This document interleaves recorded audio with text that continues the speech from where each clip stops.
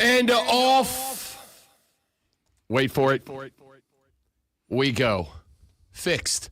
I mean, why not start it off that way? Why not start it off with a little oopsie-doopsie? It doesn't matter. We're good. We're here. We're ready to roll. It's Thursday morning.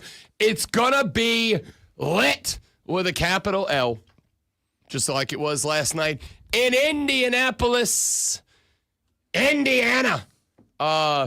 You all recognize that this is not a fluke, and that when I told you that the Pacers could win this series, I wasn't messing around. I love it so much. I love that all the TV guys predicted a sweep or all this kind of stuff, and now they're scrambling and probably I said the whole time that this is going to happen. You know what the difference between them and me is? I actually said the whole time that what's happening could happen. Great one was in on that pick, and I think, I could be wrong, I think it was just the two of us. I think across America, it was me and Lonzo. You know who didn't do that? You know who picked his team to lose? That would be one hating-ass Mario. That's a shame. I swear, if that dude shows up on the show today at 9 a.m. when we talk to hating-ass Mario about the NBA Finals, if that dude shows up today but not last week in a Pacers shirt, he is catching all of the smoke.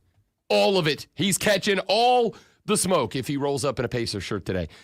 Because, buddy of the show, hating-ass Mario Herring from the BetMGM Network, who, again, will join us at 9 a.m. to break down last night's Game 3, a 116-107 win by the Indiana Pacers, was up in here last week, and he fell for the talking heads who said Thunder in 5. He showed up and said, if I recall correctly, that he did not think the Pacers could win this series and thought it was Thunder in 5, maybe 6. And let's keep it a buck. It theoretically could still be Thunder in 6, but that would require, after what happened last night, for them to win the next one. And I will keep it a buck on this too. I do think the Thunder win the next one. I think the Thunder are going to win the next one. I think the Thunder are going to win Game 4. I think this is a 1-1 split. It makes it a 3-game series with the Thunder having home court. I never once said the Pacers will win this series. Yeah, I said it will not be a blowout. I'm not sold on that. I think that they can win the next game. I think they found something last night. And when they were down going into the second quarter, they fought their way back, had a lead at halftime, third quarter, come out, lose that lead again. And then in the fourth quarter, they were able to come back, and you could just see it looked like they figured something out. Now, maybe they just figured something out for one night, but they definitely figured something out yesterday, and it may be the key to winning the series. Well, I would start by saying they figured out that if you shoot 52% from the floor, you got a pretty good chance of winning. I think they figured out that if you bring Benedict Mathurin off the bench and it gives you 27 on 9 of 12 shooting, that'll help you out a lot. This game, and this game was back and forth through what? 4 minutes left in the fourth quarter. I mean, it was a good basketball game. Neither team ever gave it away. Neither team ever stopped rolling with the punches. Neither team ever stopped throwing punches. But I think when it came down to it, I do agree with Zoe. I think the Pacers figured it out. The thing is, standing across from him is the Thunder, who is still a really good basketball team and will have the opportunity to figure something out between here and Game 4, which is what they did after Game 1. They realized what went sideways, what went squirrely for them towards the end of Game 1, which was effectively if you let Tyrese Halliburton and those big old stones in the clutch of his start getting comfortable, start getting into some sets, he's going to make you pay for it. That's just what's going to happen. And I think that in looking at what we saw out of this team last night, the Indiana Pacers, the Thunder are still good enough to overcome the best you got out of the Pacers. And I will say that so far, and it's been 3 games, so it's not a big sample size, that was obviously and runaway the best game the Pacers have played in the finals so far. It was a complete spot. There were plenty of spots, and this isn't something I was ever worried about with the Pacers. But it was a spot that I think a lot of teams in the third quarter, there were 2 or 3 spots where SGA did SGA stuff. And the Thunder built up a little bit of a lead in the third quarter that I think a lot of teams might have looked at and said, oh, crap, here he goes. That's that man. But they kind of D'd up on SGA. They held him to a series low 24 points. Then they gave up 26 to Jay Will. They gave up 20 to Holmgren. But I'll tell you the other thing that came into play. The secret sauce in this one has been, for as much as we have talked about the Pacers being a really good and complete basketball team, the bench of the Thunder has won them the games that they have won. I guess the game that they won in this series and the games that they won in the conference finals against Minnesota. A lot of that came down to the bench. It came down to Caruso. It came down to Hartenstein. Caruso went 2 of 5 from the floor, 8 points last night. Hartenstein had 4. Isaiah Joe came off the bench for 6 in 4 minutes, and that's it. That was your bench for the Thunder last night. But I also kind of went back and looked at some different spots between the Western Conference Finals and Game 2 that the Thunder won.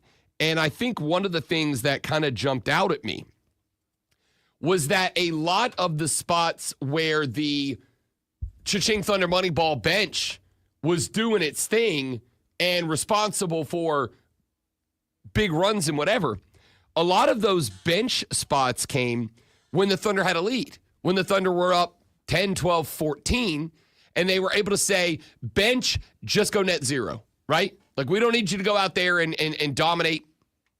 We don't need you to go out there and go plus 15 in the plus minus. We just need you to go hold serve. Just go out there and be a net zero. Do not let them grow the lead, and do not go out there. You don't need to grow the lead. Just don't let it shrink.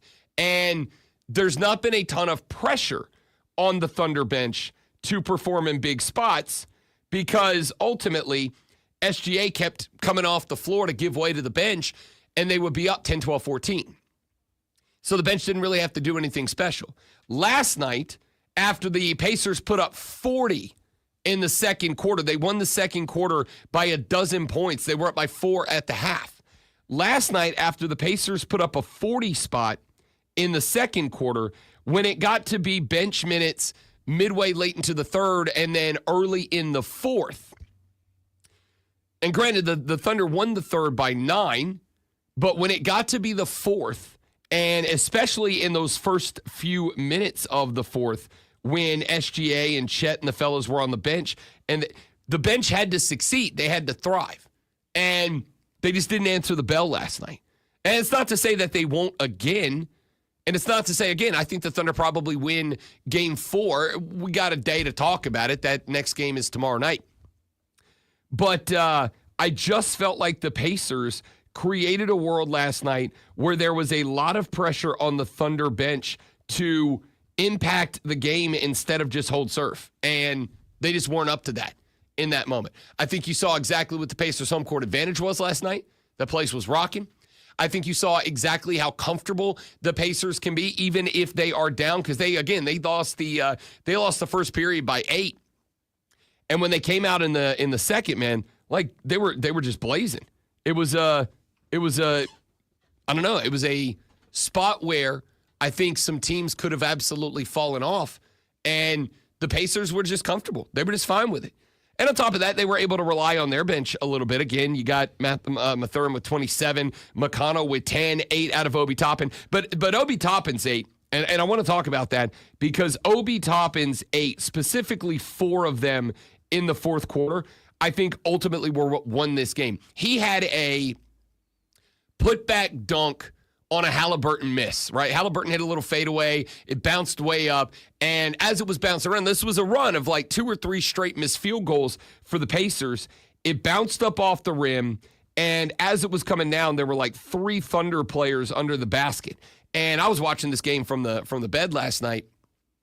And when it's coming down, my head, I'm like, man, if Thunder get this board, like they're about to go on a run. They're already on a baby run. They're going to go on a big run if they get this board. And then Obi Toppin materializes like he has the space stone out of nowhere. My man's like nips were at the rim. That's how high he was. That's how elevated he was. And he throws down a two-handed, violent putback. And when that thing got flushed by Obi Toppin, I think that was the minute that I was like, this ball game. That's ball game. See, I think McConnell was the key because when he came in, the pace of the game changed. It got faster. Dude is tenacious. He didn't have as many points as you would go, oh, wow, that guy wasn't impactful. But he absolutely was because he's a terror. He's out there everywhere. And it looks like OKC doesn't want to match his speed. And I think that he really helped turn it around too. I think in the end, and we've talked about this a couple of times, these are two teams. There's not one guy standing out taking everything. It's a team effort. And as a team, it looked like Indiana went, yeah, we're not losing this game. And they didn't. The Indiana Pacers, to me, we've talked about this 100 times because this is the series. Like, I know we keep hitting on it, but we keep hitting on it because this is the series. The Indiana Pacers are a team that, I don't think there was a moment that they bought into or got scared of the Pacers or the Thunder being better, right? The Pacers ended the series at, what was it, minus 750 favorites? Second biggest favorites in the NBA Finals in 20 years. I don't think the Pacers cared. I don't think they ever bought into that. I think that, again, I've pointed out a number of times across every show I'm on, that I think that the Thunder had a path to the finals that they could not have asked for a better route. The Timberwolves didn't play anybody. Yes, I include the Lakers in that. As much as I love the Luka LeBron combo, you just can't win in the playoffs without a 7-footer. Yeah, you just can't do it. Neither one of these teams is doing it. And I would even go so far as to point out that when Chet Holmgren, like last night, a guy that I have given a bunch of flowers to for his growth as a player, Chet Holmgren is a player who is young and he is developing and he is getting better, and you can see it game by game. And when he is off, and it's not like he had a bad night last night. He did have 20 points, 6 of 15 from the floor, 10 boards, I think a couple of assists and a steal somewhere in there. While Chet Holmgren did not have a bad night, he did not have a night that this team has grown to rely on him. And when his play goes downhill, and especially if they want to go to the bench, if they go with the double bigs, if they end up with Jalen Williams out there or Isaiah Hartenstein out there. So Hartenstein had 4 on 2 of 3 shooting. By the way, really quick, his tattoo, that thing, I couldn't tell. That thing stood out. That is some great artwork. Hartenstein's? Yeah. Yeah. You didn't know. I mean, when they showed it, there's no color in it or anything, but it just really stood out. Yeah, he's got some good work. I think that when Chet is off, and again, it's not like it was a bad night, but it just wasn't the night that they've been getting used to having out of Chet in their biggest games. And when he goes away, especially when, and again, Miles Turner is not a dominant force. 3 of 11, 1 of 4 from 3, which I genuinely don't understand. Like, Miles Turner is 100% the reason that so many people are complaining about so many threes. Why is Miles Turner going 1 of 4 from behind the arc? Like, what? Why? I think one of them was a shot clock challenge, right? Like, one of them, he ended up with the ball outside the key, and the shot clock was about to go out, and he just had to put something up. But why is Miles Turner putting up 4 threes in this game? And a game that was not over until the last minute and a half or so. But 9 points. Miles Turner had 2 rebounds in this game. 2. Miles Turner is not expected to be that guy. That's not what the Pacers have won on. That is Chet's growth, what the Thunder have won on. Miles Turner is thrown in there to be a distraction so that the Pacers can play outside in basketball. This is a big part of the reason that I like the Pacers, maybe not to win the series, but to be competitive when very few people thought this was going to be a wrap. Because the Pacers play an all over the court style that everybody's going to get involved, and it is 100% going to be you have two options.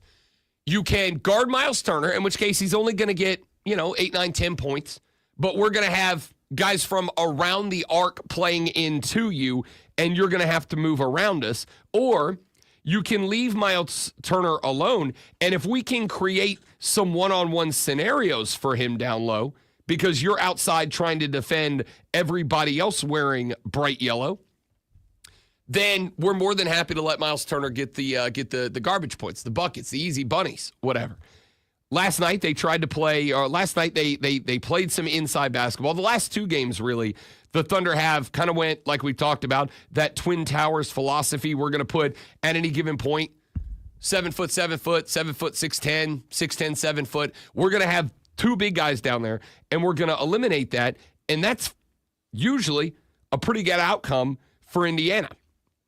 I thought last night for the Pacers, they took advantage of and again, this is Rick Carlisle. This is the best coach in the NBA, in my opinion. This is Rick Carlisle. I thought last night Rick Carlisle recognized what the Thunder were doing defensively. He opened up the game from the outside in. They figured out off the bench who was the hot hand, gave them some extended extra minutes. I think Mathurin went 22 minutes, 24 minutes in that game last night. Gave them some extra minutes. Allowed Tyrese and Pascal Siakam to kind of catch a breather. I think Halliburton played 35 minutes last night. Siakam played 30, 31, 32.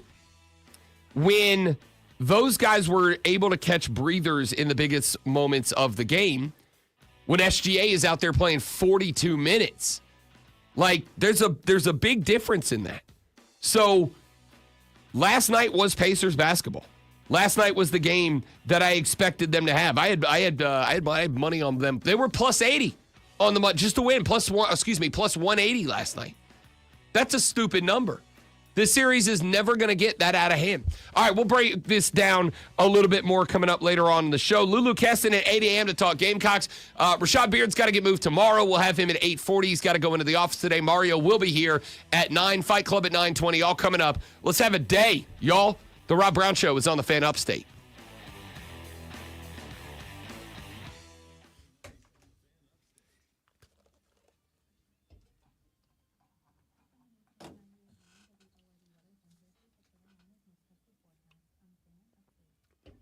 All right, Mike, everybody else, good morning. Good to have you guys. Thanks for being here. We'll be right back. Stay right there.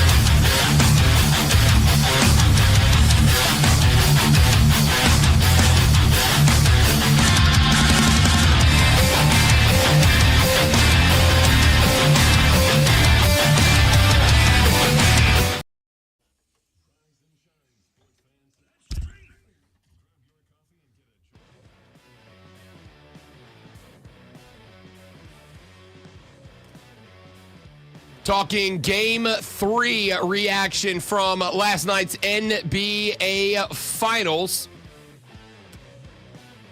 This series, we have gone over it multiple times. This series is the two best teams, not necessarily in terms of talent on paper, but the two best teams in terms of playing full, all-around team basketball. Excellent ball movement, good defense, no problem getting up and down the court, no problem sharing the spotlight, understanding the chemistry, the timing, everything about these two teams are stellar. But it was, to me, it was the second period, I'm in hockey mode right now because it's game 4 tonight in the Stanley Cup Finals. We're coming to that too. In the second quarter of this game last night, I think that what I have been saying about this series was illustrated at its finest. In the second quarter of this game last night, the Thunder just looked like a regular basketball team, right? Like they just look like a good NBA team. They didn't look special. In the second quarter of this game last night, there was a spot where I thought the Pacers are better. Not this is a good team and they have a shot, and if they get everything right and if they hit their spots and get their, it wasn't that. They looked like a better basketball team last night. There was one particular moment that kind of jumped out at me, and I wonder if you remember this particular spot. Great one. There was a spot about midway through the second quarter when Cason Wallace took the ball to the rack and absorbed some contact, tough layup, got it in the paint, got the and one, and it was kind of an iffy foul. I thought he kind of SGA'd it a little bit. I think he kind of threw himself into TJ McConnell a little bit. I think he kind of threw himself off balance, and I think he got a little bit of a ticky-tack call. But hey, fine, whatever it is, what it is. The shot went down, and on the other side, after the free throw, there was an inbound pass. McConnell ended up taking the inbound pass, went down to the other end, and this Pacer offense just went full attack mode. That is a spot that I think a lot of NBA teams and a lot of NBA players, after, and I think justifiably, being upset about that call, I think a lot of NBA teams might have gone down to the other end and kind of had a different mentality to the game. On the flip side, the Pacers came down to the other end, and they still ran their set. But it's like they ran that set with the mob mentality of, we're getting that one back. That was BS. That was garbage. You got a freebie. We're getting that one back. And the Pacers sent, I think, 5 different guys on runs to the basket. Set up their big man in the middle. That's what the Pacers do. And then they just started running streamers to the basket, one after the next, after the next, after the next. And eventually, and I don't remember who it was that made the cut that made this play worked, but they made a cut from just outside of the top of the three-point line, kind of took a step parallel to the three-point line, then dove and ran along the lane, ran around the border of the lane. Benedict Mathurin was out there in the corner. McConnell was up top. The cutter came from the other side, dove down the lane.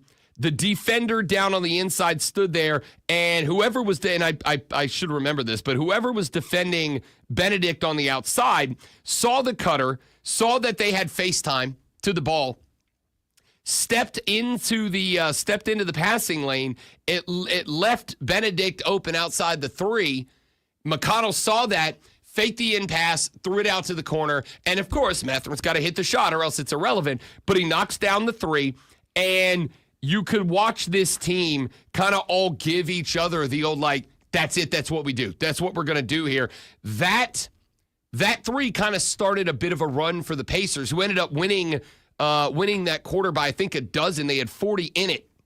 But the rest of that quarter, it looked like, and I don't know if it was in response to that or if there was another trigger to it or whatever, though that felt like a big moment. For the rest of that quarter, the Thunder defense looked like they were just afraid of getting beat. All right, that was my point in the first segment when McConnell came in. That dude's got an intensity on his face. He looked angry. He's one of those guys, when he comes in, everybody else takes on his mentality. And I get that you can't play him the entire game, but they need to use him better in places like that, because I think he was a shot in the arm they needed to go, hey, we can play with these guys and we can be just as mean as they are when they want to be mean. The other problem I have, I thought there was inconsistent foul calls last night. And I have a hard time. You know what? When the announcers don't know what a foul is, how are we supposed to know? There was an argument between Doris Burke and Richard Jefferson. Was it on the SGA shot? I believe it was. I know exactly the moment you're talking about. She's like, well, that's not a foul. And Richard Jefferson's like, well, that is a foul. And then she's like, oh, well, yeah, I could see that. He grabbed his arm. It's like, I don't know if they're conditioned to not go, why are they not calling that foul or something? Well, keep in mind, though, and this one you got to go back for, but I think it was maybe game 5 of the Western Conference Finals. Doris kind of went viral on social media for a minute because she brought up the SGA as a free throw merchant conversation, right? She's like in there, it's like a little bit dramatic, kind of threw himself out of that foul a little bit. And listen, as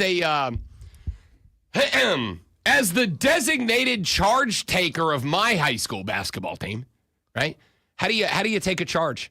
When you take that charge, you throw yourself backwards to the hardwood as if you have just been hit in the chest by a mortar round. You throw yourself to the ground as if the cure to every disease is in between the cracks of the basketball floor. Which is why you're also undefeated in the wrestling ring. Oh, 100%. I know how to take a bump. So SGA did that last night. There was a drive. I think he was going left-hand side, and I don't remember who was down there. Turner or somebody was down there. And SGA took some contact. I'm not going to disagree, but, and it was, I think Breen even pointed out that the defender who was going to the basket guarding SGA was body to SGA. We talked about this last week. Palms up, right? Like if you're defending, this is what I tell the youths of America when I coach ball. When you're defending in the paint, make sure the refs can see your palms. If there is any point that your palm disappears, they're going to call a foul. Whether you're touching the body or you're reaching for the ball, if the palm disappears in the paint, they are going to call. So defender goes palms up. They go straight down the line, straight down the border to the lane, right? They got foot on the border all the way down. SGA is rolling down with them, kind of fades into the defender, gets the bump off the defender's chest, but then he throws himself to the ground into photographer's row underneath the basket, behind the basket. And there's no foul. To the referee's credit, no foul called, right? They come back on a replay a couple of minutes later, and you are right. I remember that moment exactly because Doris Burke comes back, who, by the way, shout out Doris Burke. I think she's doing a great job in these finals. They come back, and Doris Burke is like, SGA looking for a call there. Don't think he's going to get that. I don't really see that that's a foul. He initiated the contact, and then I think and I'm not quoting her, but basically paraphrasing, I think he got a little bit of an exaggerative toss of himself to the ground there. And Jefferson was like, oh, no, it's a foul. Look at the arm over here. And there was a moment when N-arm kind of ended up near SGA, but I didn't think it was a foul either. I thought that SGA kind of initiated the contact. I'm not sure what a foul is. So, I mean, to me, there are a lot of fouls, just like there are travels, there are, not that gathering step that they talk about. There's just a lot of things that are very subjective. Oh, I don't disagree. This is why. Unlike other sports, they're never going to be able to use the robo-umps. Exactly what I was about to say. This is the reason why I've said basketball, because of the amount of subjectivity. There are some things that are not subjective. A travel is a travel. That don't always call it, but a travel is a travel. But the a foul, different refs are going to have different It's ideas. like, what is that? The carry, where you do the turn the ball over while you're dribbling. They never call that. I mean, there's just a lot of things that you learn from Pee Wee up through high school that doesn't matter when you get to the NBA. Yeah, I'm not going to necessarily disagree, and I do think it is one of the biggest problems the NBA has, but I also recognize that they ain't dumb, and it's that way for a reason, because I do think that while we can sit in here and complain about, oh, we don't like that, and this should be calls or whatever, there is a noted reaction. I was on Instagram a handful of days ago, and there was a video going around, and it's a bit of an older video, and this does serve a point for the conversation, so I'm getting back to it. But there was a video going around of a high school basketball game, like a tournament, and kid comes down the floor with 5-6 seconds left. He goes to the left. The defense backs off a little bit, and this kid very clearly walks, very clearly travels, picks up the ball, takes like 4 steps off the dribble to get to the three-point line, puts up a 3, and he beats the buzzer. And then the ref on the near side blows the whistle, calls a travel, and waves off the shot. And there was an Instagram account that posted it. And it said, the caption was like, travel or nah. And I'm like, what do you mean or nah? That's like definition. So I go into the comment section, and the comment section is filled with people, some of whom are like, oh, it's not a travel, it's a gather. It's like, dude, he took 4 steps. Like, I don't even really fully understand the gather rule, but like, fine, whatever. He took 4 steps. And then there was a million comments from people who were like, yeah, like maybe he traveled a little bit, but what a moment. You can't call off a buzzer beater because he traveled. It's like, dude, he wouldn't hit the buzzer beater if he didn't travel. Yeah, you call that off. But the point here is a lot of the reason that a lot of the calls in the NBA are the way they are or aren't the way they are is because we react to them certain ways. Like a large portion of the basketball world has already proven to me that they are fine with the guy traveling if he does something really cool, right? And I think there's a lot of that in SGA's game. And again, if he's going to get the call, take the call. But when that foul went down and Doris called it out and Jefferson was like, oh, no, it's definitely a foul, which, by the way, 100% a player is going to be like, yeah, that's a foul.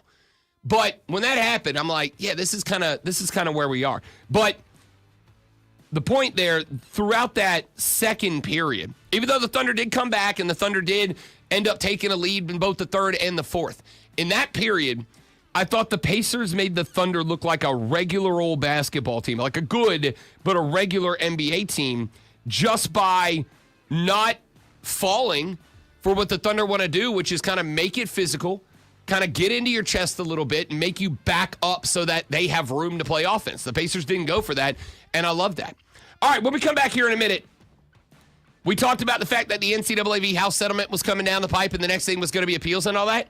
Our first major appeal has been filed, and I think it could have a very interesting discussion around it that is going to hurt some people's feelings. And I'm probably going to be the one to do it. Next on The Rob Brown Show in the Fan Upstate.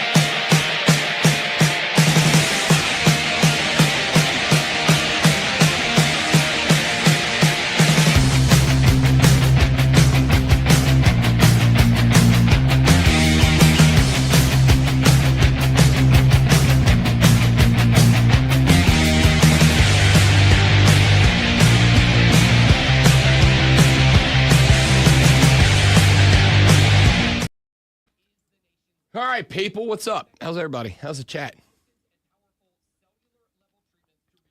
Do I need to be more like millennial? Shout out to the chat. Slam that like button. Make sure you're subscribed, bros. Turn that bell on so you know every time we go live, which is 6 to 10 a.m. every day.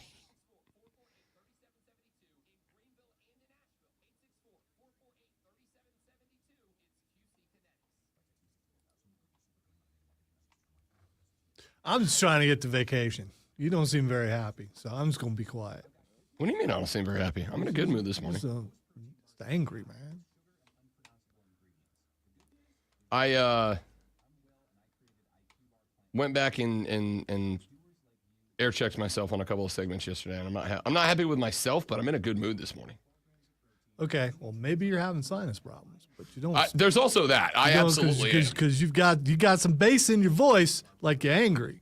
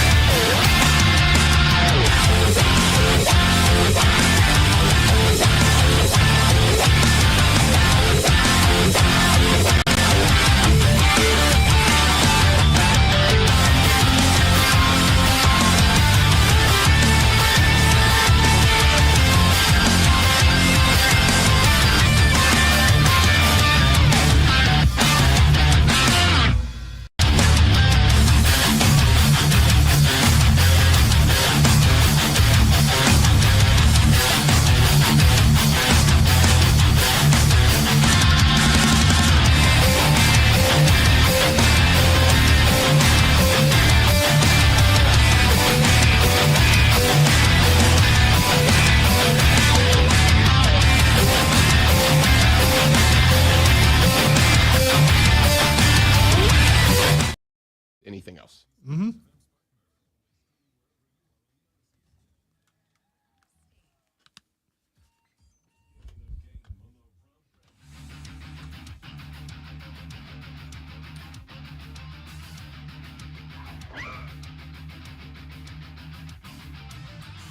I got nothing. I don't know. No, that was me. Oh, okay. Because I played a cut, but I didn't have it up, so it just caught the end of it, which was screaming. I just heard some lady screaming off in the It distance. was, excuse me while I whip this out. It was that thing, and at the end they scream, but because I didn't have my fader up, I just caught the screaming part.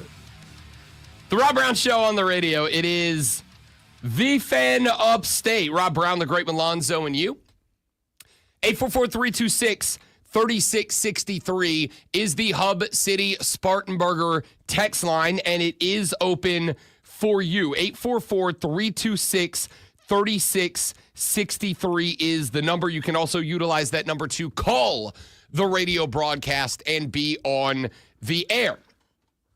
We are about to start having a very interesting conversation take place in the landscape of sports. We had the House v. NCAA settlement that came down the pipe last Friday night.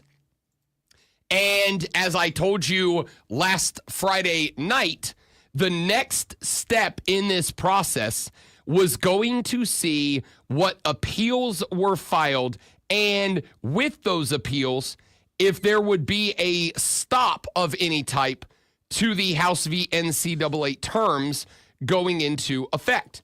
Now, the reality is we're going to have appeals. The question mark is, would any of them have any weight to them that would cause the process to hit a snag, to pause, especially considering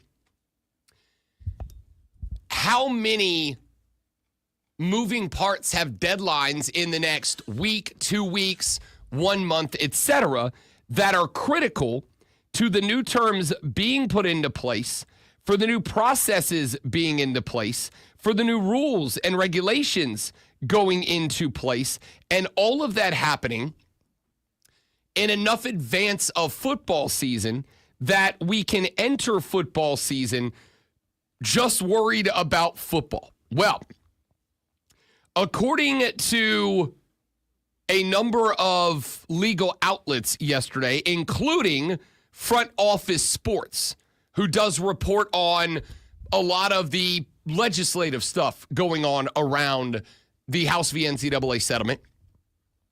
We do not know who they are yet. This will probably come out either today, tomorrow, or early next week. But the first appeal that does appear to have some weight attached to it, which means it's going to have to be taken seriously.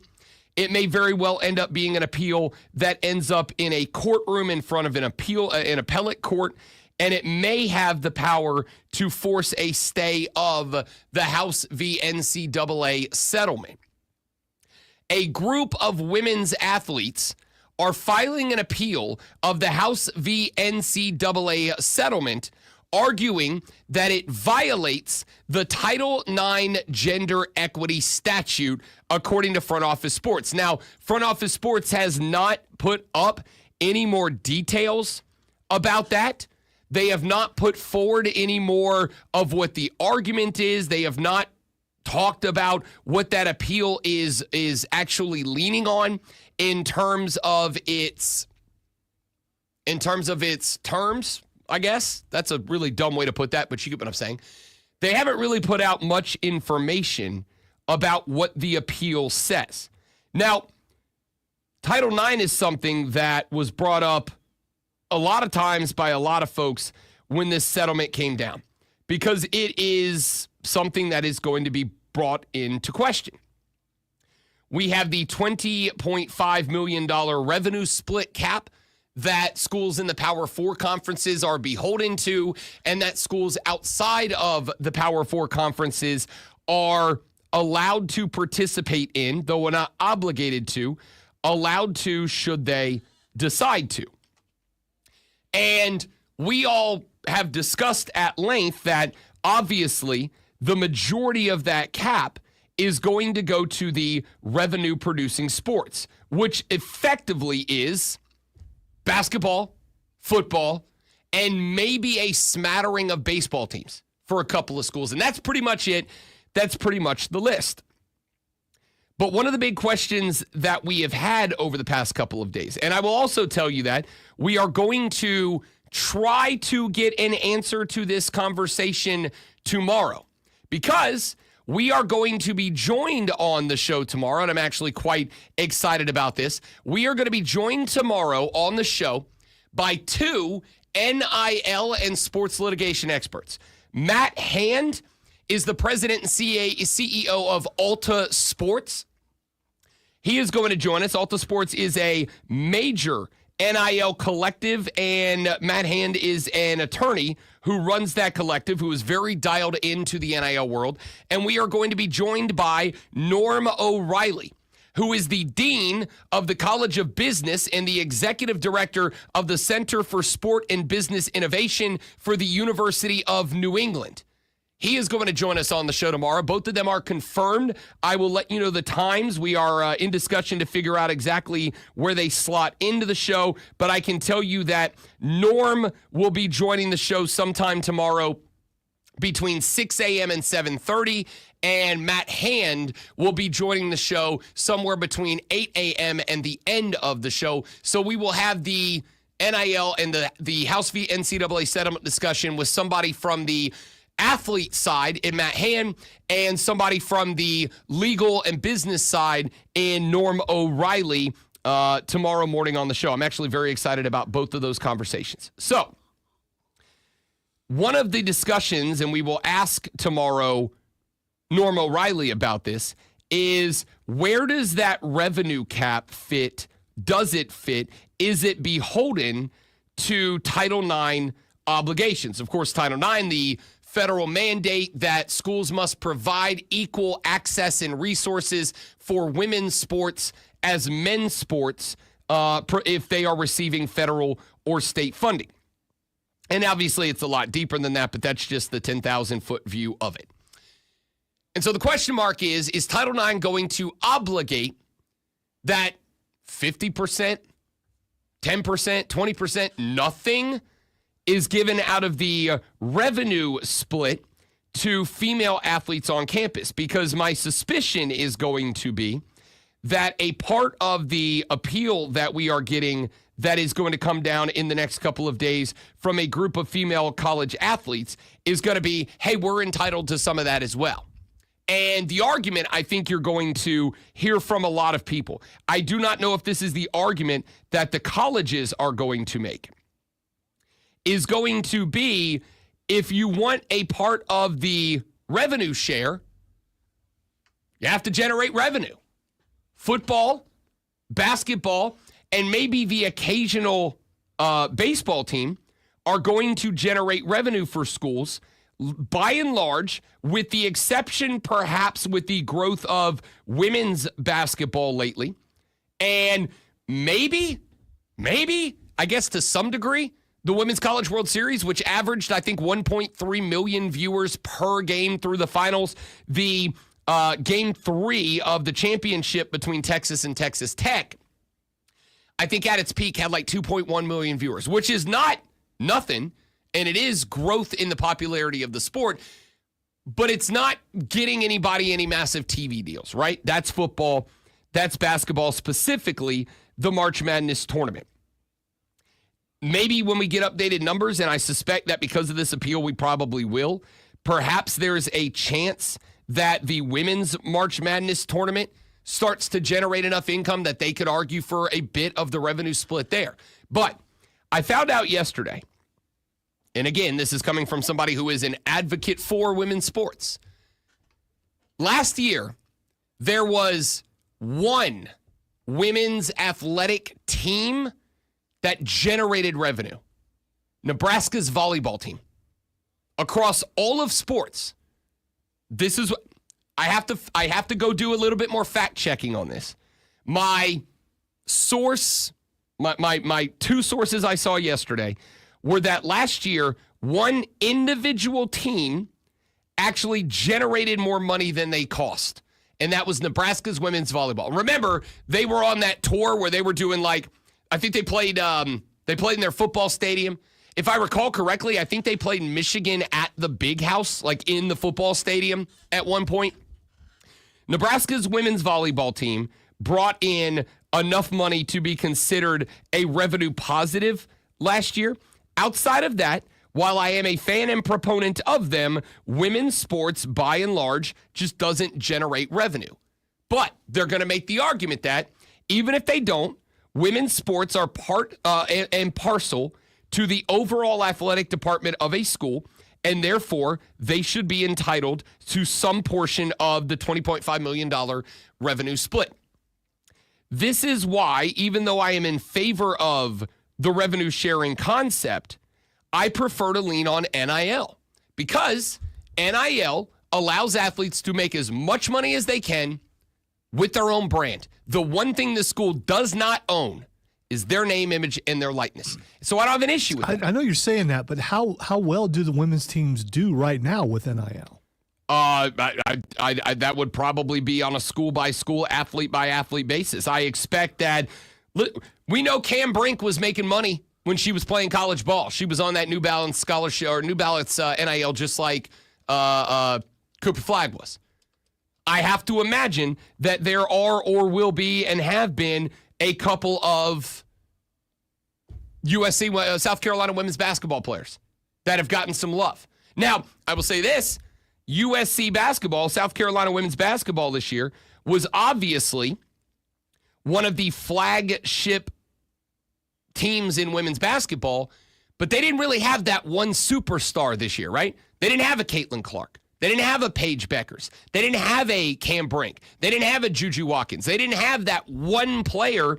I'm assuming Caitlin Clark, while at Iowa, was doing numbers. I think her, if I recall correctly, didn't her State Farm endorsement start when she was at Iowa? So There are going to be some of them. But again, the whole premise of NIL is you can use your name, your image and likeness, and your success with sports to sell you, nothing else, nothing connected to the school, but to sell you. And if the school allows you, sure, whatever.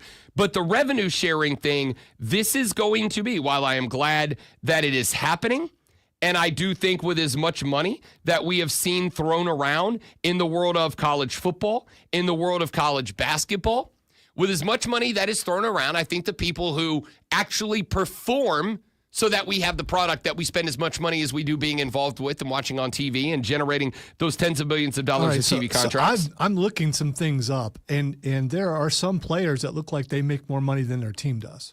I'm sure there are. Good for them. And by the way, yeah, I don't. Good for them. I don't have a. I mean, it sucks, but I don't disparage them for doing that. Welcome to America, where we care more about individual stars than we care about teams. That's just the reality. And on top of that, here's the thing. I'm a big Caitlin Clark guy, all right? I got my Caitlin Clark jersey is supposed to be here in the next handful of days. Takes forever to ship. I don't know why that's taking so long. I assume it's on back order. My Caitlin Clark jersey's on the way. I'm a Caitlin Clark. Probably coming from China. It takes a while to get from there. Maybe so. Yeah. They got tariffs to worry about. I got seat covers coming from China and for my smart car, and it's taken a while for them to get here. Yeah, it's taken forever. Found out they're in New York yesterday, so I know. Well, they're good. They said they're domestic now. That's great. My Caitlin Clark jersey. I hope your Caitlin Clark jersey has made it to America. I'm going to go ahead and say when it does get here, it's warm enough outside for, I think, the return of Tank Top Thursdays. All right? I think we're bringing it back. But here's the thing. Are you going without anything underneath?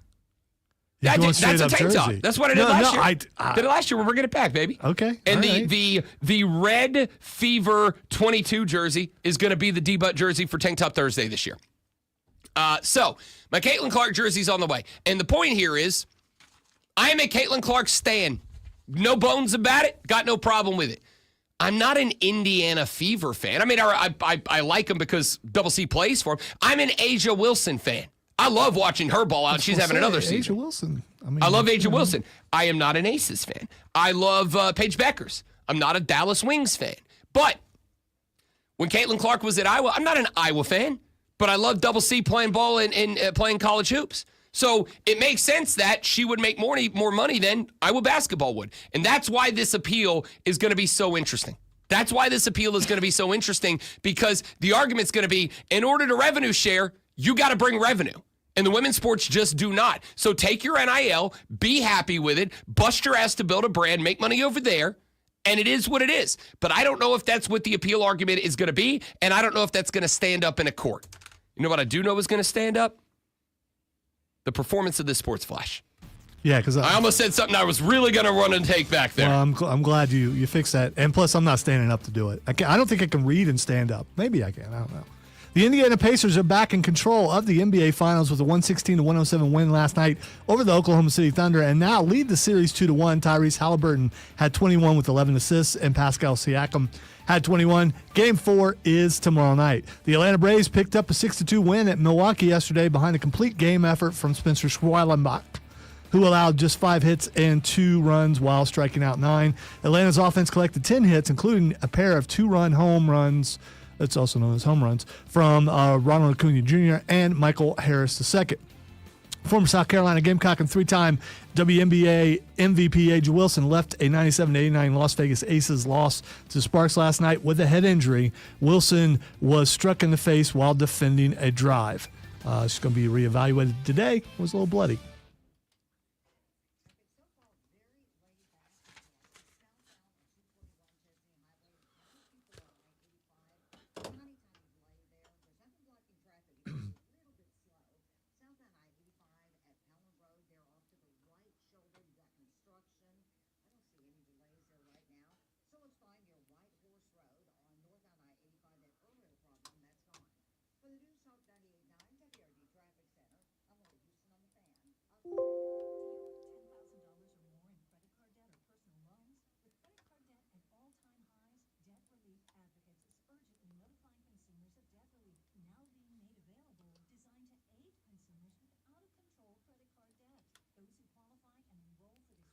That's easy, Kane. So the the mail person, the postal delivery person brought it, but they missed the mailbox like 4 times, and then it got run over. I mean, the jersey did. But I'm sure he'll get it eventually. I will not be participating, that's the word, in the jersey thing because, I just I'm too fat. And even when I wasn't too fat, was never a basketball jersey guy.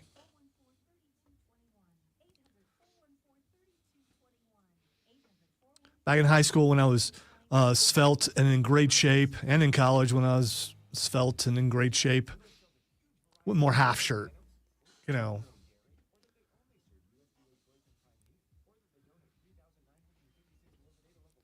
mean, I'm pushing 60, so I mean, back in the day, the midriff was good. So I think basketball jerseys are worn by people who don't have a good midriff. So that's all. I was just saying back in the day, which was a long. No, basketball jerseys are terrible for the belly. Right, Terrible. Long time ago, I wore half shirts everywhere because I could, and that was all along. And people, well, look how fat you are. How could you do? It's like, come on. I mean, I can show you pictures. It definitely was a thing. I don't know, like in the late 80s, if suddenly half shirts was the thing, but it might have been. But I had a bunch of those. Also went to college, and for underneath your pads, they give you half shirts. Oh, dude, we had them too. I was on my junior year, which was last year I played football. Part of our issue gear was a half shirt for underneath the pads. And when I say half shirt, I mean, right there. It was a sports bra, Yeah. but just like a tank top, but it was sewed up at the bottom, like hemmed at the bottom. We had a couple linemen that should not have been wearing those. It was nasty. One of them, his name was Vince. I won't say his last name because he might be listening. You never know. But it was, I can even remember that, like 30 years later or whatever it is. QC, the first break.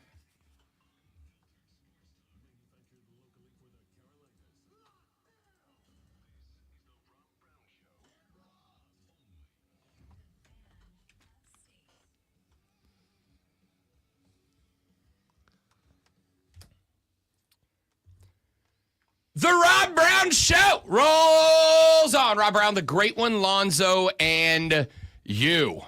844-326-3663 is the number to the Hub City Spartanburger text line. Shoot us a text. We will read them on the air. You can also utilize that number to call the radio broadcast and be on the air if you wish to do so. 844-326-3663 is that number. You can tweet me at The Rob Brown Show. You can tweet the great one at Lonzo on Word if you wish to do that. We'd love to have you join us in the social media world as well. And, of course, if you've got something that's a little more long format, you don't want to come on the air with it, that's cool too. rob.brown@thefanupstate.com. The email address is open, and I do check it throughout the day. So feel free at any point, day or night, to fire me an email and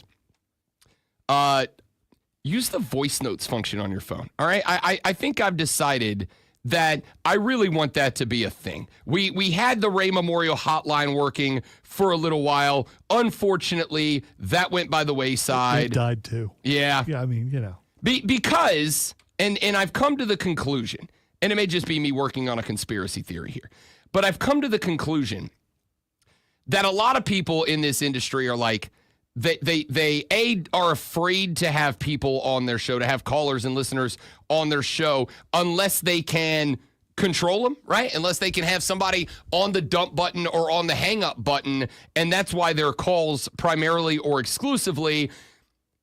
I'm willing to take the time to sit down, take what y'all have to say and cut it up and edit it up to let you have your unfiltered, except for the parts that are filtered, airtime. right? So use the voice note on your phone. I'm going to make it real easy for you. I'm not even asking you to put an app on your phone or anything. Yeah. Go in your voice notes, cut your message. There's a share button at the bottom of it. Just drop it into my email, rob.brown@thefanupstate.com. All right. So I accidentally hit that button, but I'm not sure how to do it intentionally. Because a lot of times I'm texting, I hit some button and I notice that it recorded voice and I just X out of it.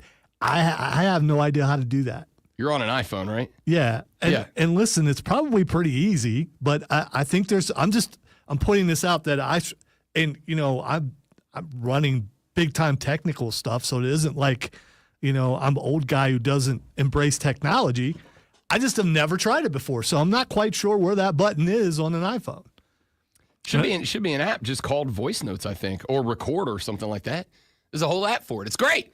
I'm just saying it's some people, if it's not convenient, they're probably not going to do it. I can't make it more convenient than the app's already on your phone. Record a voice note, push the share button, and drop it in an email to rob.brown@thefanupstate.com. I will, again, cut them up for you and put them on the show. All right? I'm going to cut out your uhs and ums. I'm going to cut out your F-bombs. There's a microphone right there. Yeah, right there, yeah. There's a microphone. Yeah. I never noticed a microphone before. That's pretty easy. Yeah, man. Okay. Yeah. Right. This is just in the texting part. I've got a friend of mine who, and she drives me nuts with this, but I've got a friend of mine who has gotten to the point that she will not text back. She just replies in voice notes, right? Like you'll send her a text and she'll just reply in a recorded, and it's like exactly what she would have texted. It's like 2 seconds. Do you answer those? Yeah, but I text her back. Oh, okay. I will listen to them and then write my text back. I just want to know if that's the key. So instead of texting, if I want you to actually answer a text from me, I should voice. I answer some of your important text. Yeah, some of them. Some of your important text. So what you're saying is you read them all, which I think you've said before. Yeah, and I read them all. Then you go, yeah, that's not worth it. It basically comes down to, is this something? I know I'm not the only one you do it to, so that's no, God, fine. no. I went out with the boys last night for cigar and bourbon night with the fellas.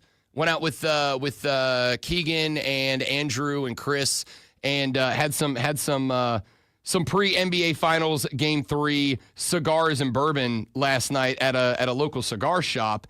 And when I walked in the door, the three of them quite literally gave me a standing ovation, and I'm like, "What do we do here? What am I doing here?" And they responded with, "You haven't texted us back in 3 days. We didn't know if you were showing up or not." It's like, all right, that's actually fair.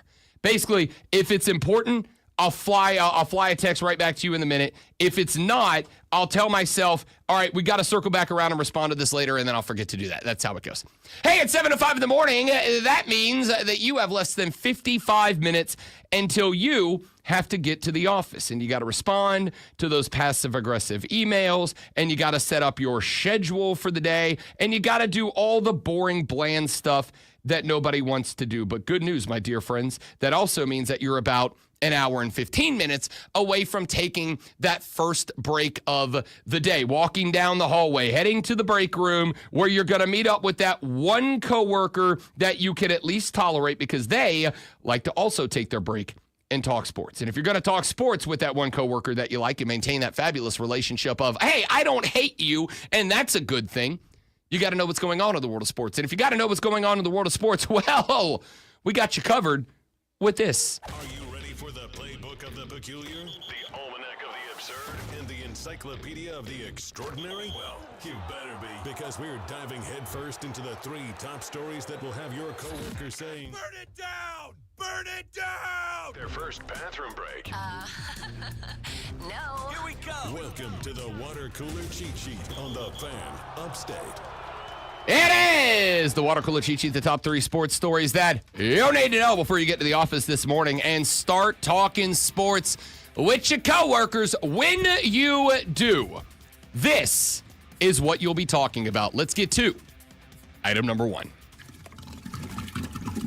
116-107, the Indiana Pacers are back in control of the NBA Finals with a 2-1 lead over the Oklahoma City Thunder. The Pacers last night shooting a tick shy of 52% from the floor on 44 of 85. Scoring leader was not Tyrese Halliburton or Pascal Siakam. The scoring leader was Benedict Mathurin off the bench, 22 minutes, 9 of 12, 2 of 3 from behind the arc. He was plus 16 in the plus minus. That's exactly what I need off the bench for the Pacers. 27 points and 4 boards for number 00. There were 22 on the board for Tyrese Halliburton, who the Halliburton rule back into effect. 11 apples for him last night. 21 for Pascal Siakam on 8 of 14 from the floor. He added in 6 boards and 4 assists as well. For the Thunder, Shai Gilgeous-Alexander, a series low 24 points on 9 of 20 from the floor, 1 of 3 from behind the arc. It was Jalen Williams, that led all scorers for the Thunder with 26 on 9 of 18 from the floor. Not a great night for Chet Holmgren. Not a bad night either. 20 points, 6 of 15 from the floor, but 0 of 6 from behind the three-point line. Did have 10 boards in this one. Zoe and I spent quite a bit of time back in hour number 1 breaking this game down, so we will do that again later in the show, but not here. Suffice to say, last night was, I will describe it as a vibes night for the Pacers. They were just excellent in terms of all-around performance in every aspect of the game for the entire roster of players that checked into the game. Tyrese was on his stuff again. Pascal Siakam, who basically takes advantage of Tyrese being on his stuff again, was on his stuff again. And the Great One and I have both handed a Player of the Night award to a bench player. Mine was Benedict Mathurin. Lonzo's was TJ McConnell. 10 points on 3 of 8 shooting, but it was more, vibes night, it was more the raw attitude that TJ McConnell brought to the floor. That dude was in take-no-ish mentality last night. I mean, just aggressive with the basketball, opened the floor up for everybody else, had 5 assists in just 15 minutes of play last night. And then there was Obi Toppin, who had only 8 points in that game, but 4 of them came in the fourth quarter. 2 of them came on a putback dunk off of a Halliburton miss. The Thunder were on a little bit of a baby run. Even Doris Burke was like, yo, the Pacers got to get something here. They got to break this run up a little bit, or the Thunder are going to end up growing a lead that the Pacers are going to need those late game heroics to come back from, something that none of us wanted to see happen if the Pacers were going to win that game. Tyrese gets down into the paint, puts up a little floater, bounces up off the rim. There are 4 blue jerseys down there waiting for the board, and out of nowhere, Obi Toppin rises, elevates, nips to the rim with a 2-handed tomahawk putback. And it was at that moment that I whispered under my breath, because the lady was asleep, ball game. Like, that's it. I think that is the moment that puts this one away for good. Over on the other sport playing its finals, we do have game number 4 between the Panthers and the Oilers on tap tonight. Puck hits the ice at 8 p.m. Florida is a -150 money line favorite to take a 3-1 lead in this series, but this feels like a bounce back spot for Edmonton, right? They got it I'd like to think, under Paul Maurice. They got it out of their system in Game 3. They spent the last 7 minutes of period 3 in Game 3 just going full WWE pay-per-view on Florida. They said, all right, we've had enough of it. You're playing the bully ball. You beat us on the scoreline, so we are going to beat the crap out of you. My hope for Edmonton is that they got it out of their system. My hope is that you took the aggression out, you took the frustration out, you dial in and you play hockey. Because this feels like an upset spot. It also feels like, yes, I know, the Panthers won 3 in a row last year. Yes, I know, the Oilers came back and won the next 3 in a row to force a Game 7. This feels different to me. Even going back to Edmonton, this feels like if Florida takes Game 4 and they hold a 3-1 lead, even if they go to Edmonton, it just feels like an inevitable home Panthers win to clinch the series in Game 6. I feel about this game tonight, Great One, like you felt about the Pacers last night. This is much win for Edmonton. I do not see a way back if they lose this game. I heard earlier, and I don't know how accurate it is, but I heard it on the radio, so it must be true that Edmonton, the coach hasn't decided who's going to be in goal for them. That is correct. Now, I would like to think that he figured that out by the end of day yesterday, but the big story last night was that he did not know if he was going to go with Stu Skinner or Picard in the goal. You have to go back to Skinner. He had a bad game. In game number 1, he was able to keep Florida out of the net. They went to overtime and won. In game number 2, Florida had probably 6 really good overtime chances to win the game, and Stu Skinner was flawless in the goal until Edmonton cracked and gave Brad a 1v1 roll at him early in double OT, which at that point, Stu Skinner's exhausted. He's been fighting for his life for 80 minutes of hockey at that point. Of course, he's dog-tired. I would be stunned if Paul Maurice goes away from Stu Skinner. I know a lot of Edmonton, and this is kind of one of those unfortunate roles in sports. It's kind of like a quarterback in the NFL. They get all the credit for the wins, but they take all the blame for the losses. Goalie in hockey gets all the credit for really good performances, and if the team loses in a game like that, they are put on blame despite the fact that Florida was just forecheck and the Edmonton defense was out of sorts all night. Isn't this kind of conceding? I mean, because you don't hear about goalies being changed too often, and it almost is like it sounds like desperation. It's more along the lines of you want to give Stu Skinner an opportunity to check out, get his head right, because you're going to have to go back to him. But the point that I made to some folks, I was talking Stanley Cup hockey with the boys. I was talking hockey with them last night. The point that I made was, here's the reality.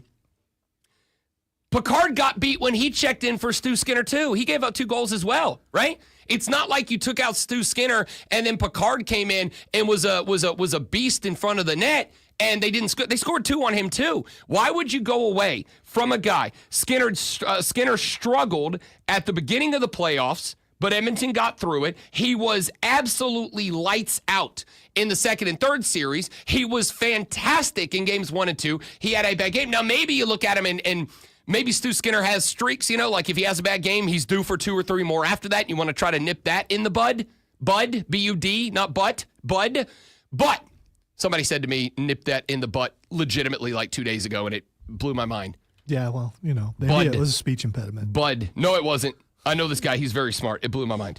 But maybe they try to nip that in the butt before he goes downhill. I just don't see why you make that change. Now, if Florida comes out and they put 3 on the board in period 1, sure, I get it, but we're not there yet. All right, let's sprint through item number 2. We talked about this a little bit in the last segment. We're going to talk more about it coming up later in the show. The first major appeal to the House v. NCAA settlement looks like it is being filed. Front Office Sports learned yesterday, and reported yesterday, I should say, that a group of female collegiate athletes are filing the first appeal to the House v. NCAA settlement, saying that it is in violation of Title IX. I do not know how Title IX applies to the settlement. I don't know how Title IX applies to the $20.5 million revenue split. I do not know how it formats to all of the other, the College Sports Commission rule and all the other things that are coming out of this, the NIL Go platform, whatever. But the first major appeal, and this is obviously, as Title IX is a federal mandate, will likely, I think, as a not attorney, make it in front of an appellate court, and then we will find out if it has any juice to move forward and maybe issue a stay of the settlement order, which of course means the NCAA would still be putting that $2.8 whatever it is billion. It would just go into escrow to be distributed at a later date once the appeals process is concluded. Tomorrow morning on the show, and I'm very excited about this, we are going to be joined by Norm O'Reilly. He is the Dean of the Business School and a sports attorney for the University of New England. He is going to come on the show tomorrow morning, and he may be able to offer us a little bit more insight on how Title IX applies or maybe doesn't to the House v. NCAA settlement. We will also be joined tomorrow later in the show by Matt Hand. He is the president and CEO of Alta Sports, an NIL agency that offers guidance to students. He will give us the perspective on how House v. NCAA applies to current and future athletes. Let's get to item number 3.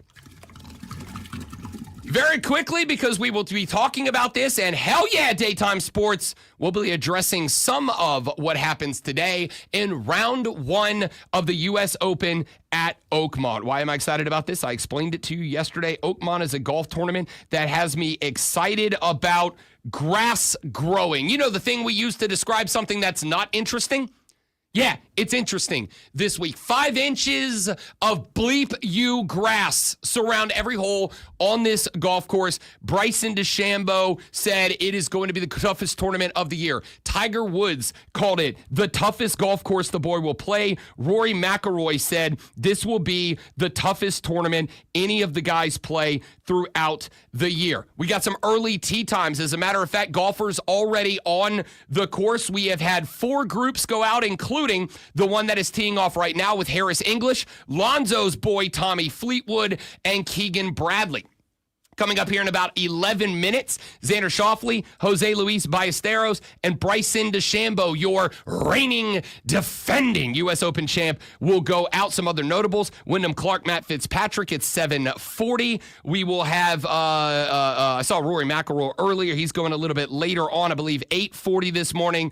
Byung-Hyun Ahn, who is an interesting underdog, at 12:41 this morning. Victor Hovland, Colin Morikawa, and world number 1 Scotty Scheffler off at 1:25, 11 minutes ahead of Corey Connors, Jason Day, and Patrick Reed. We will keep you updated with the guys going out on the course during the show, and obviously do a leaderboard rundown and a breakdown of day 1 tomorrow on the show. That's your cheat sheet. Top 3 items in sports when we come back.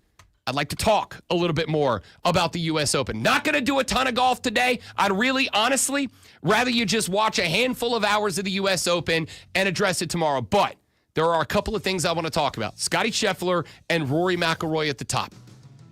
I'm kind of worried about Rory, and Scotty Scheffler has the dumbest betting odds to win a tournament I've ever seen. I'm going to talk about those 2 things next on The Rob Brown Show in the Fan Upstate. QC. All right, guys, quick read coming right back. Stay right there for me. And Kane, the midriff is indeed always the first to go.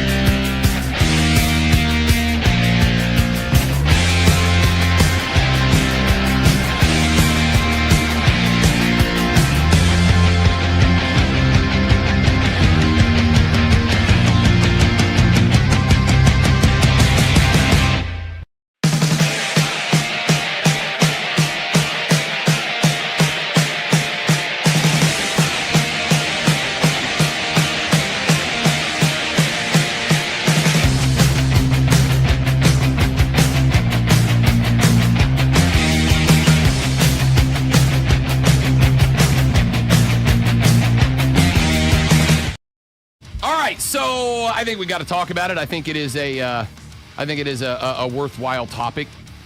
And I'm going to get to the U.S. Open here in a second. But before I do, the South Carolina Broadcasters Association's finalists came out. And I want to, as I've said before, extend the most sincere congratulations because while unfortunately for us, we will become at some point a four-time, but it will not be this year. The Rob Brown Show, not a finalist. However, Wire to Wire with Cole Bryson and Diesel is. They are a finalist for Sports Talk Radio Show of the Year, and I mean it when I say I want to congratulate the hell out of the boys for getting on that list. It is a tough list to get onto, as is evidenced. It is a tough thing to just be named. There are only 2 finalists, and they are one of them. And listen, it's work to pull off a show that even gets listed as a finalist. It is work to put together the submission that makes you a finalist. It is work to be able to put a quality product out there that gets you onto that list. And I will tell you, because I regularly have conversations with the both of them, they put in the work into that show to get on that list. I mean it when I say the fattest, heaviest butt pat and good game to the boys in the afternoon for getting on that list, for being finalists. I am super proud of the effort that they have put in, of the show that they have created in the afternoons. I am a fan. I listen every day for about an hour to an hour and a half when I'm doing my work around the crib. I am pumped for them, happy for them. A big time congratulations to the boys. Zoe and I, we ain't done. We're out 1 year. Guess what? Only one team can win a championship. Very few teams can even play in the finals. So I am going to figure out what it is that we've got to do, what's getting hung on the wall up there, and I promise you, this show is now refocused, renewed, reinvigorated, and rejuvenated to get our asses back to Columbia next year. There is nothing I wanted more than to have our 2 shows be the 2 finalists. We did not, and wouldn't you know it, I see you out there. You know who snuck into the mix this year? Our buddy of the show, Chris Miller's show, got the other finalist nomination this year for Show of the Year. So congrats to Chris, but a big-time pat on the butt and good game to Cole and Diesel for being named SCBA Show of the Year finalist. Fellas, go over there, snag the hardware, bring it back to the crib. Let's have not 1 but 2 shows that have won a Crystal Trophy here on the station. And I'm telling you both right now, I am pumped, I am happy I am proud of you, and I'm coming for your ass in 2025-26. Okay, a whole lot of patting and coming for posteriors. I'm not going to do all that. I just want to say that this station, since the inception or conception or whatever word you want to use, when this award became a thing, this station has won every year except for 1.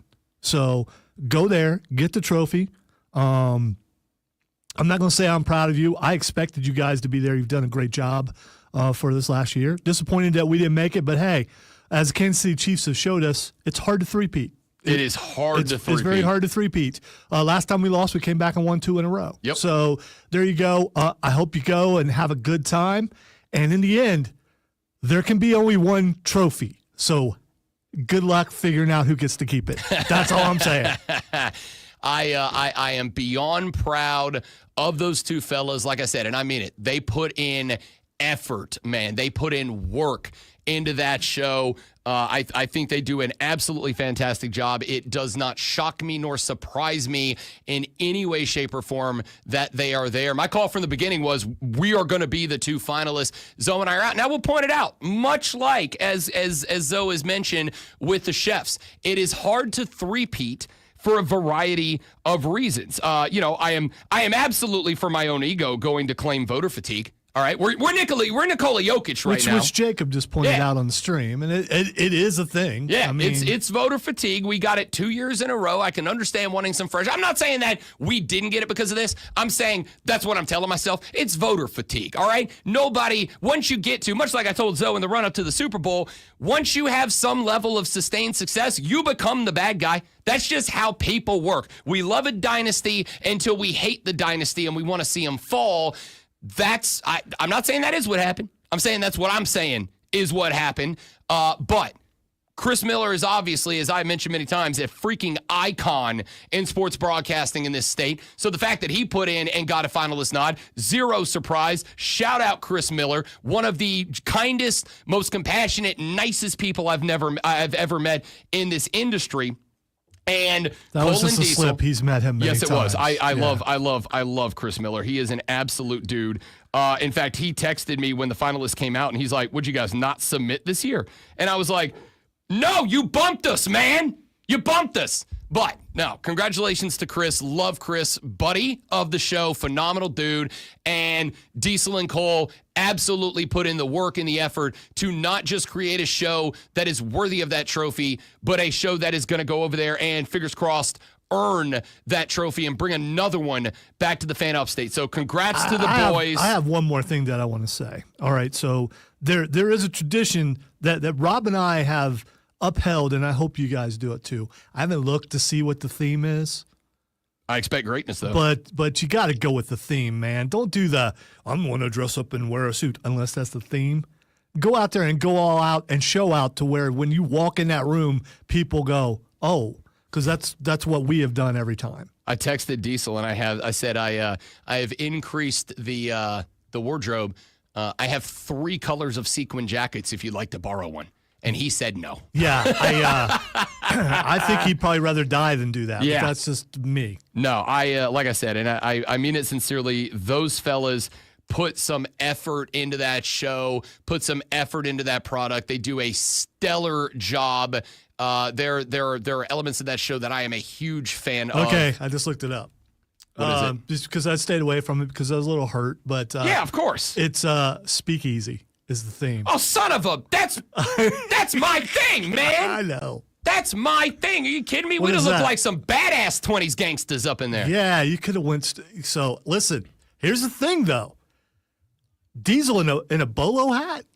I mean, all right, call the shot now. Will they Dude, dress up? Will they dress up? Will they do it? They won't. No, They they won't won't. do it. Although I really need. There's some ribbing from us and maybe from some listeners telling them that, hey, you need to dress up like you're going to a speakeasy. Like oxygen into my lungs, I need Cole in a 1920s gangster pinstripe suit and to tell everybody his name is Too Tall Bryson. I already see it. I see it Yeah. in my head.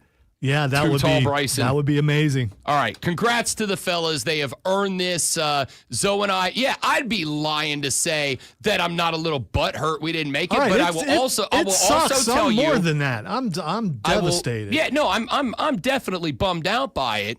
But I will also tell you that, as Zoe pointed out, the last time that we didn't make finalists 3 years ago, we went on an absolute tirade to get it right, get it tight, hung the red sequin jacket in the window. It stayed there for 1 year, and then we made it back and went back to back. So we are look, I'm figuring it out, all right? We're getting back in the lab. We're drawing up the formula because the goal for next year is not only for the Great One and I to get back, the goal for next year is for the finalist list to be exclusively comprised of shows here on the Fan Upstate. Congrats, Cole Bryson. Congrats, Diesel. You boys absolutely deserve it. You have put together a hell of a show. You have put the work into that show to make it finalist worthy. Go get the trophy. Bring it back to the house. Zoe and I will see you in the game next year. All right, let's take a break. When we come back here in just a minute from right now, we talked some Carolina Panthers. We're not going to have Rashad Beard on the show today. He had to bump for tomorrow because he's got a work obligation today. So Zoe and I are going to talk some Cats. Day 2 of minicamp in the books. It's just 3. Today's day 3. Today's the last day. What have we seen so far in just a 3-day stretch, a very important 3-day stretch, and how are we reacting to it? I'll tell you what my breakdown of yesterday's news is next on The Rob Brown Show in the Fan Upstate. All right, guys, I got to check something out, so we'll be back in just a minute. Don't go anywhere.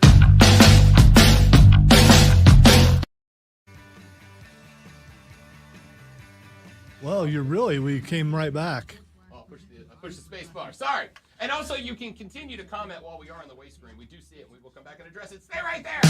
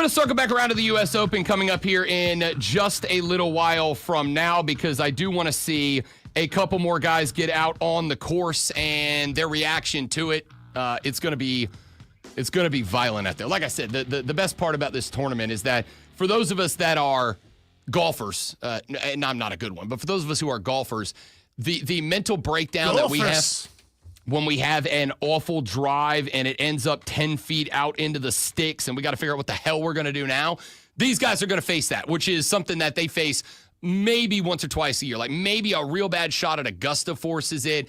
But this tournament, there's zero room for error.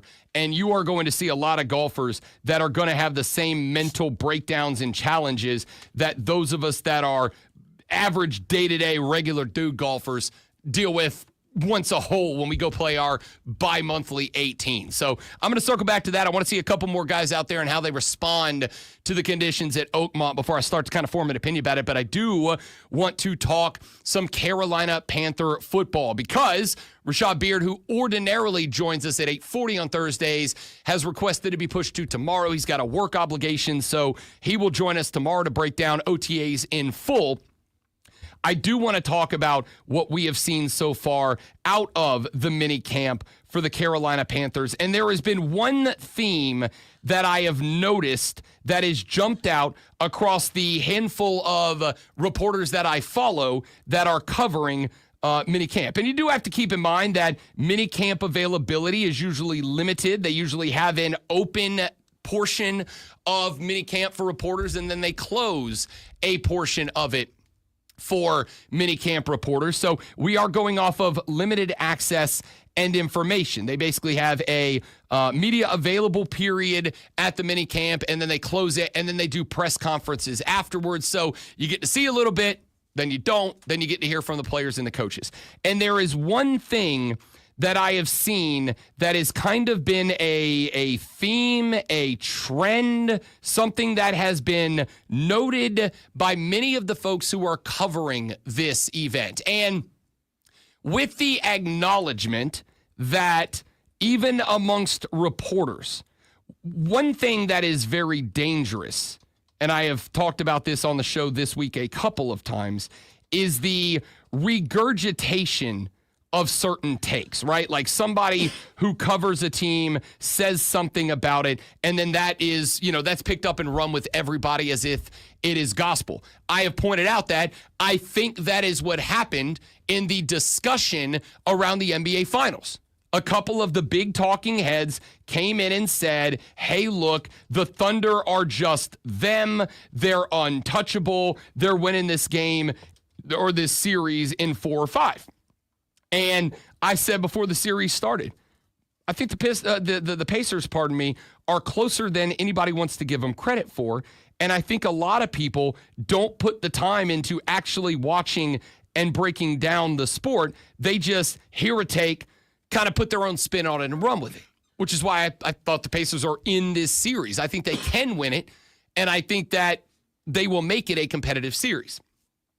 So I acknowledge before I get to this trend that it is possible that this is what is happening here. But a lot of the folks I've been reading are people in Charlotte, boots on the ground. We'll see if Rashad Beard's hearing the same thing when he joins us tomorrow on the show.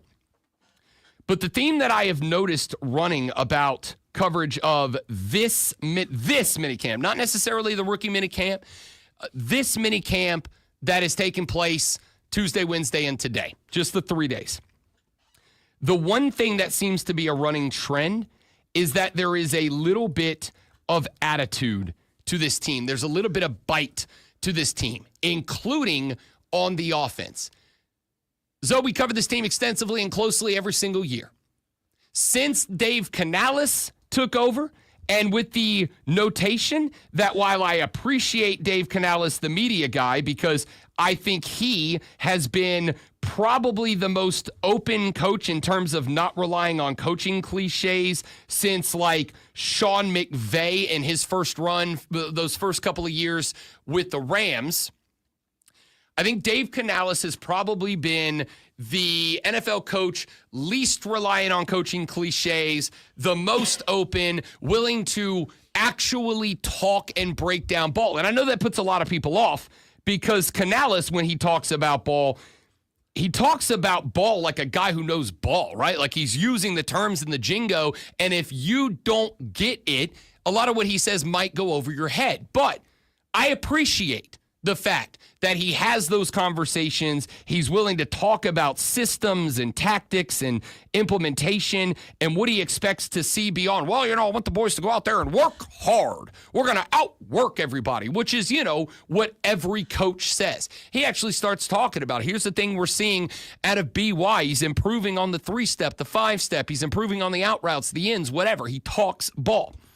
And that kind of almost football nerdiness out of Dave Canales, because a team, I think, does adopt the mentality of the coach. I would say over the past 2 years, Zoe, tell me if you disagree or agree, the last 2 years, this team has not really had any edge to it. It hasn't had any gruff to it. We've heard some bites from some individual players, but we haven't really heard guys jump out there and talk smack or sound like they have a bunch of confidence. It's really seemed like kind of a bunch of almost quiet dudes who happen to play football versus, and again, we're 3 days into minicamp. I don't want to go too far ahead of where we actually are in the calendar, but we are getting reports that J.C. Horn's John with the offense. Bryce Young is giving it right back to him. The wide receivers are getting into it with the DBs. The linemen are genuinely trying to kick each other's ass in unpadded contacts. We are getting reports that this team looks like it is fighting itself for each other to the point that Dave Canales described the first 2 days of OTAs as, quote, really animated, which is not something we've heard. And again, maybe this is silver linings. Walk me back if I'm just being an optimistic guy who wants a successful football team in Charlotte, Zoe. We have not heard anything about fight or attitude at this point the last 2 years, specifically last year with Canales at the helm in year number 1. And that is the number one running theme amongst the people who are covering these mini camps the last couple of days. And for me, I'll freaking take it. So I've been in radio in this area for 28 years, working on 29. I've covered the Panthers the entire time, so all the ups and downs. But this last decade or so, they've gotten beat down so much. And it starts with Jerry Richardson and all that stuff, and then multiple coaches, the controversies around those, how many quarterbacks they've had. There's just been when you get beaten down a lot for a long time, you either submit or you find that, for lack of a better word, that dog in you. Oof. And it seems like they're starting to find that. And I think the turning point, even though I make fun of it a lot because I still think wins matter, I think the turning point was when Andy Dalton got in a car wreck, and it's horrible to say. If he hadn't gotten that car wreck, Bryce never would have got back on the field, more than likely. And he did, and he continued to improve throughout the year. I want to see it turn to wins, but there started to be more confidence on the offense with him at the helm, and I think that's where that starts. Then Canales is he's a football mind, and it's not like the one of us mind. It's one that people have taken to, and seems like that they believe in it. So there's been a quiet belief that's been building, and it seems like it's there now. But the question is, if they come out of the blocks and they lose a couple games the same way that they've lost the last couple years, can they keep that tenacity? Can they build on that, or will they fall back into what they've been? Yeah, so there's two things I want to address about what you just said, and I agree with all of it. One of the things is about how this team is going to roll with the punches if they take a couple of early L's next year. Now, I've pointed out, I think this team, I'm optimistic. I think this team can start 2 out of the first 3. I think they can win 3 out of the first 5. And I think if they win 3 out of the first 5, I feel real good about my pick. My way too early pick, but pick nonetheless. Really quick, 3 out of the first 5, you're halfway to winning in the South, just about. Yeah, honestly. Like, I think they can go 3 out of the first 5. And if they do, I will feel really good. I've got a ticket out on Carolina to win the division. I think I got it at like plus 820, and that number's come down. It's like plus 720 or something now. I think that they are a good pick to win this division. And the more I hear out of this, again, it's mini camp. It's June 12th. We're 90 some odd days away from the start of the season. There's a lot that needs to be figured out, a lot that needs to be installed, that needs to be changed. We got to see, is Teteroa McMillan the guy they drafted him to be? Xavier Legette has said multiple times, all I've done is work on the hands. Does that actually turn into catches in a game, or do we go back to the dropsies? Is BY really the leader, or was last year kind of his one flash in the pan and he takes a step back? All these things have got to be figured out when we get on the field. But I firmly believe that any situation in your life, confidence is the most important thing. If you do not have confidence, you cannot perform at your best. I believe that in my heart. One of the reasons that I have gone through this, I can't tell you how many times I've been told by people, you're bad at this, Rob. Your show stinks, Rob. It's not for me. You're an idiot. You don't know ball, whatever. And I got to stare those down and show up in this studio every day with the firm belief that I'm good at this, that we're good at this, that this show is good, whatever. Because if I don't come in here believing that people are going to be entertained by 4 hours of talking whatever sport we're going to talk about, the show's going to genuinely suck, as opposed to just, it kind of sucks, right? I am listening to the quotes from OTA or from minicamp. I am watching what some of these people that are covering this are saying. And the fact that the primary theme of this is that this team's got a little bit of an attitude that they've not had the last couple of years leads me to believe that they have bought in that what happened at the end of last year, again, it didn't necessarily translate to a skyrocket of the win total. But if you looked at that team in the last 7 weeks, last 8 weeks of the season versus what they were the last 7 or 8 years before it, you saw the upward trajectory. Statistically speaking, if you just look at the numbers on the paper, which are not the end-all be-all, but they're a pretty good indicator. Statistically speaking, across the last 7 weeks of the season last year, Bryce Young was one of the best 3 quarterbacks in the NFL. One of the best, statistically, one of the best 3 quarterbacks in the NFL. And that was with Xavier Legette drops in some big spots. That was with Adam Thielen, a true slot receiver, playing wide receiver 2 and often wide receiver 1. That was with not having a deep threat until Jalen Coker, the guy I really liked the year before that, started to turn into a fly guy down towards the end of the year. Still, statistically, one of the best quarterbacks in the NFL during the back half of the season. So none of that's going to matter if the team doesn't buy in and believe that that is just truly who we are. And I wondered if they would, especially with the losses, right? Shaq Thompson's moved on. He's a Bills now. Especially with some guys coming off of injuries that you wonder, are they going to have that confidence? Derek Brown, J.C. Horn, et cetera, et cetera. And all I'm seeing from most of the people that I follow that are covering this event in Charlotte is that this team's got some attitude to it right now. Again, first time off the top of my head, and again, he's been in this helm for just over a year now, first time that I have heard Dave Canales describe anything as, quote, really animated, end quote. That is big time. Kane in the chat on our live stream, facebook.com/TheFanUpstate, The Fan Upstate on YouTube and Twitter, The Rob Brown Show on Facebook, on YouTube, and on Twitch, said, sounds a lot like grit, something that sports media wanted to make fun of MCDC for promoting. It's exactly what they need. You know, I don't fall too often on the intangibles, as they are called, but I also acknowledge that they're real, right? Like, I'm not going to draft a kid because he's a winner. Okay, but football takes more than just a positive attitude. But it does take that. That is a big part of it. A guy who's a winner, but he's got a crappy attitude, may not be able to give you everything he could if he didn't. And a guy that is not a great football player, but attacks every day and every practice and every snap, I'd probably get something out of that guy. I agree with you on this one, Kane. This feels like a football team that has got an attitude. This feels like a football team that's got a little gumption to it, which, if we were talking about Kansas City, I'd be like, whatever, dude. Like, I don't care.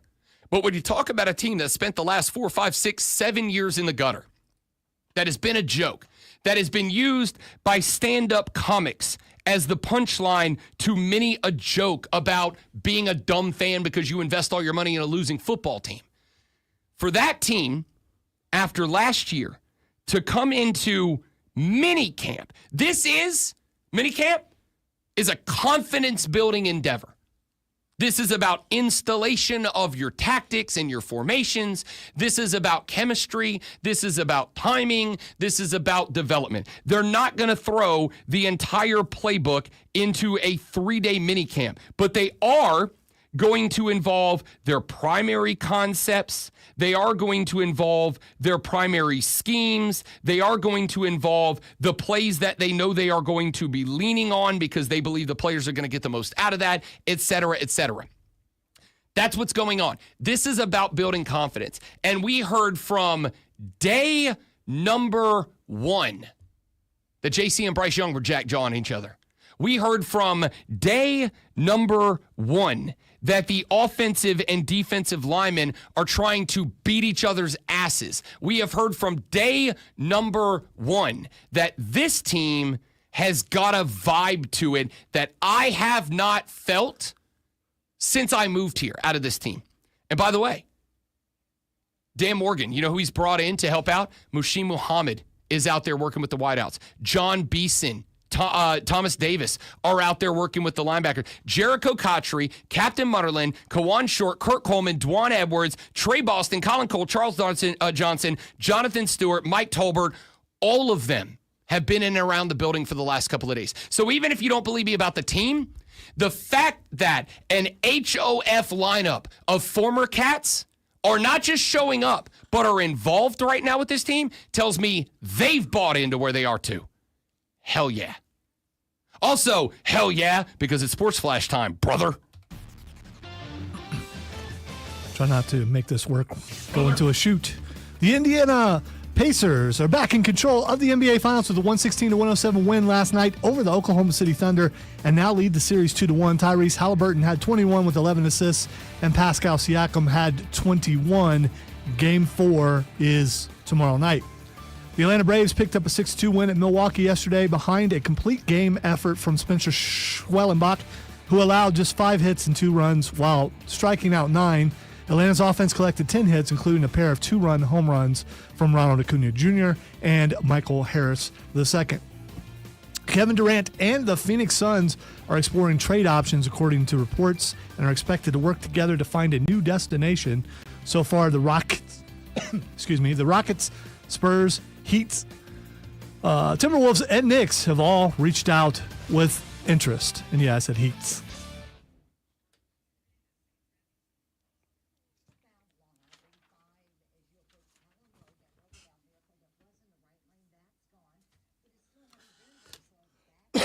Man, this stuff is annoying. Sorry about that.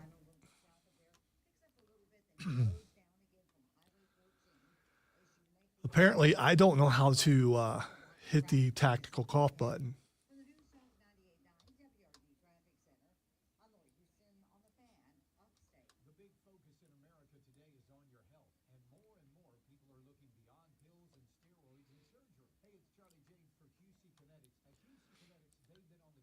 It definitely feels that way, Stephen. And I love the excitement. Again, I don't want to be negative guy, so I'm just hoping it's real.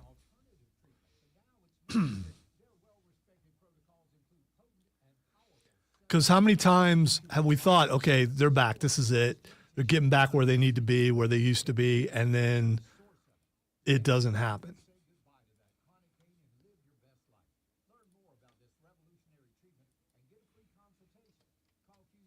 It's easy to get rid of that feeling as a fan. You just got to watch the team win.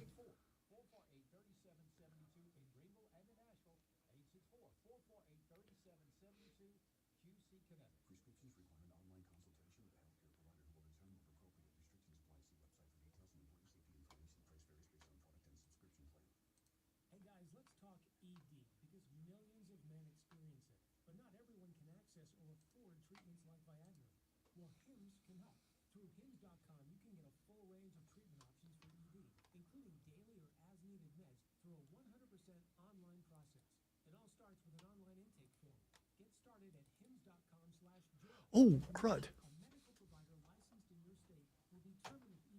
Take us off. Yeah, take us off there because I forgot. Be right back, guys. We got to get Lulu on the line. Stay right there.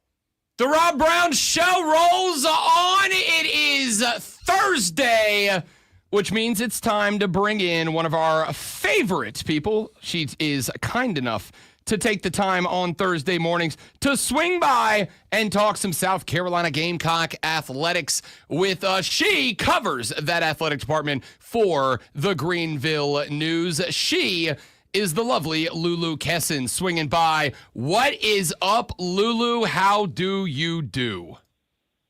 Good morning. I'm good. Happy Thursday. How are you guys? Spectacular. Got a great NBA Finals going down. We're picking up the Stanley Cup Finals tonight. We've got the U.S. Open at Oakmont ready to torture some golfers the next couple of days. It's a good time to be a sports fan, Lulu Kesson.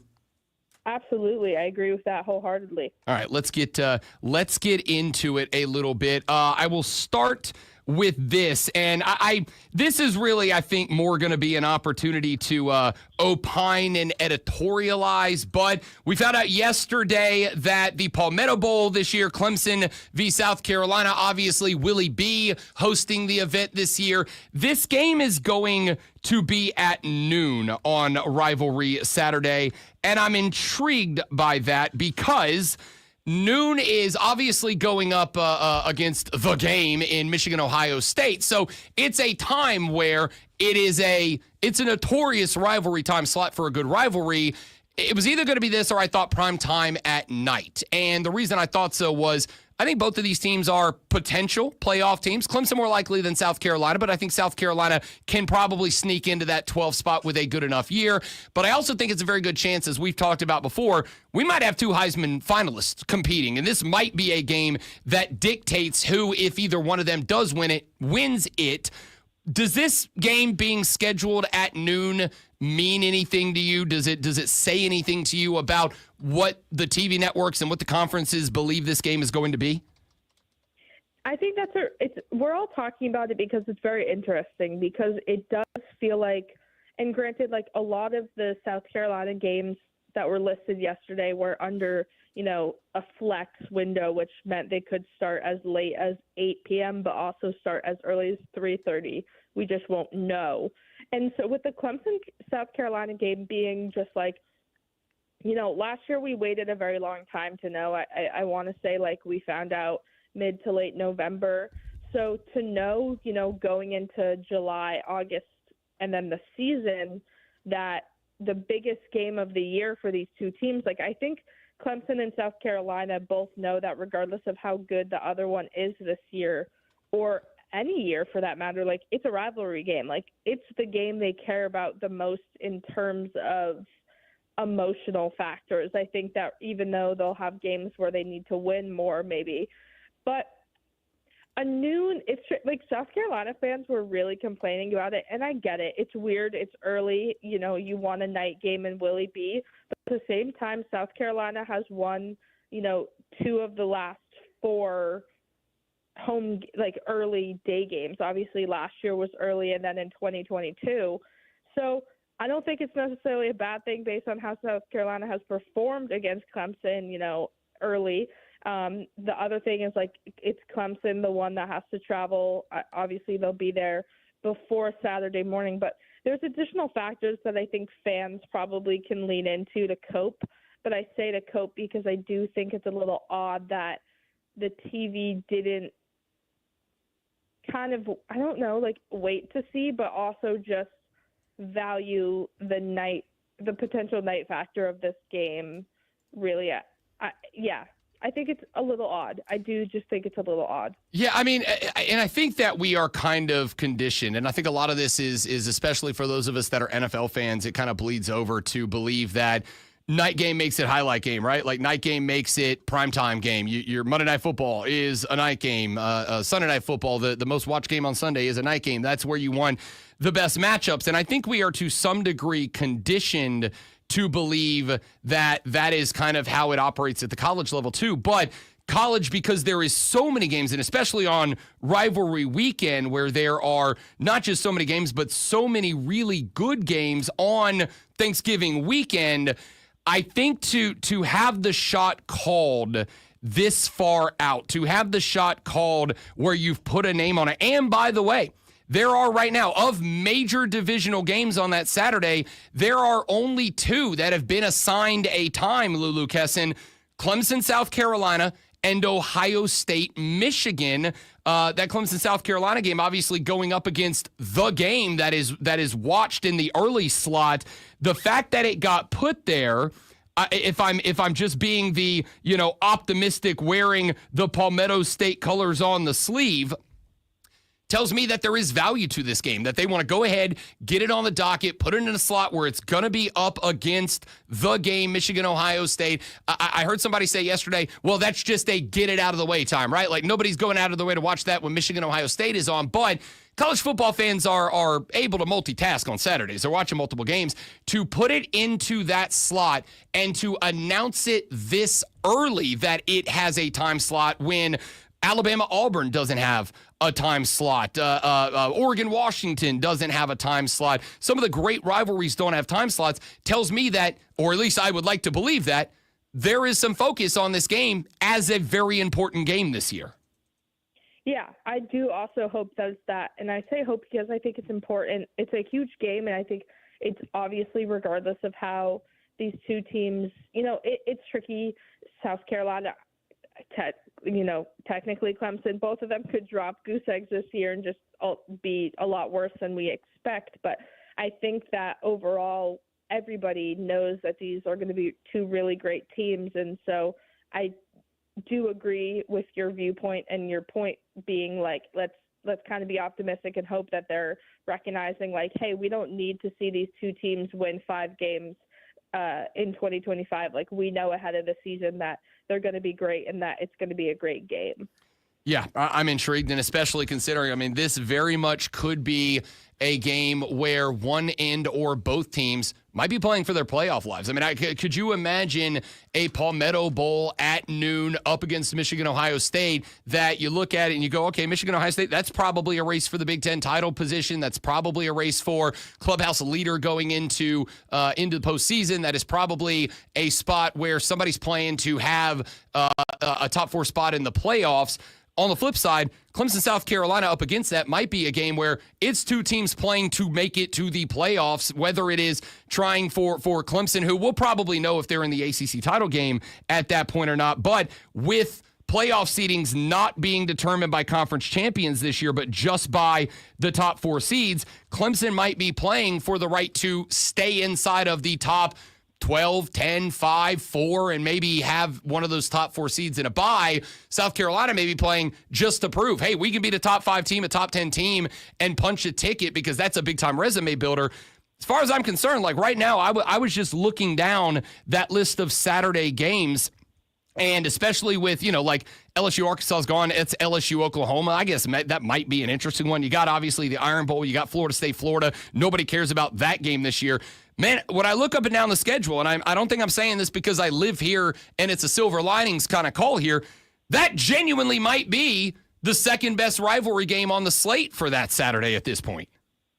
Absolutely. And even the classic ones, like, yeah, the Egg Bowl is fun to watch, but it's like Ole Miss is going to, like, Mississippi State doesn't have a team right now that can compete with even the Ole Miss team that's expected to take a step back. Like, I think rivalry games will always have, the aspects to a rivalry, and that's what makes them great. But I think realistically, fans are starting to value the quality of the football versus the history nowadays. Yeah, I mean, I listen. If the Egg Bowl is getting played on Friday at noon, and my other options are, let's see, Iowa, Nebraska, Georgia Tech. Like, sure, I'll watch it because it's a good rivalry game. There's going to be some pads popping out there, but if we're talking about games where the football's good and the result matters, I think this one's got an opportunity to be a real big one. Let's take a look at some of the other things that were announced in the schedule yesterday. By the way, if you're looking where to find it, go to Lulu Kessen's Twitter handle at Lulu Kessen, or just go to GreenvilleOnline.com. She has broken the whole thing down there. I was looking at the rest of this window. One of the other games we know a time for, Lulu, is the season opener on August 31st against Virginia Tech. That is going to be a 3 p.m. Sunday kickoff between Shane Beamer's dad's school and Shane Beamer's school. Obviously first one on the schedule. We're still a very long ways out from that game being played, but it being a big out-of-conference game, it drawing enough attention to get selected to go play in Atlanta, and it being selected to be the premier game in that time slot on Sunday before the NFL starts up. Again, I don't think Virginia Tech is necessarily a great team. I do think they have got a good head coach and are trending upwards. But the fact that game is, to me, the highlight game in that 3 p.m. slot on Sunday, again, tells me this team's getting more respect than it has gotten the last couple of years. And I don't think that's an optimistic take. I think it's a realistic one. Absolutely. And I do think that, and granted, I'm not trying to have, tunnel vision where I can't act like any other quarterback outside of Columbia is television worthy. But I also think that in the last year, Lenoris and even Shane, in the way that he kind of carries himself, they're good TV. The way Lenoris plays, he's incredible to watch. And there have been many times where I've talked to people, throughout different networks that I've met, whether those are, on-air people or producers. And you go to these games and they're like, yeah, he's mesmerizing. We're in the studio, we're in the booth, we're on site, whatever. And we're just amazed watching the way that he plays. It's so different. It's so, it's so great that he's so young. And then you have obviously Shane, who can do anything from dance to go at Brett Bielema. There's a range in what he is. And again, I know that TV isn't sitting there being oh, Shane's, great. Lenoris is great. That's why they're in these primetime spots. There's so much more to that.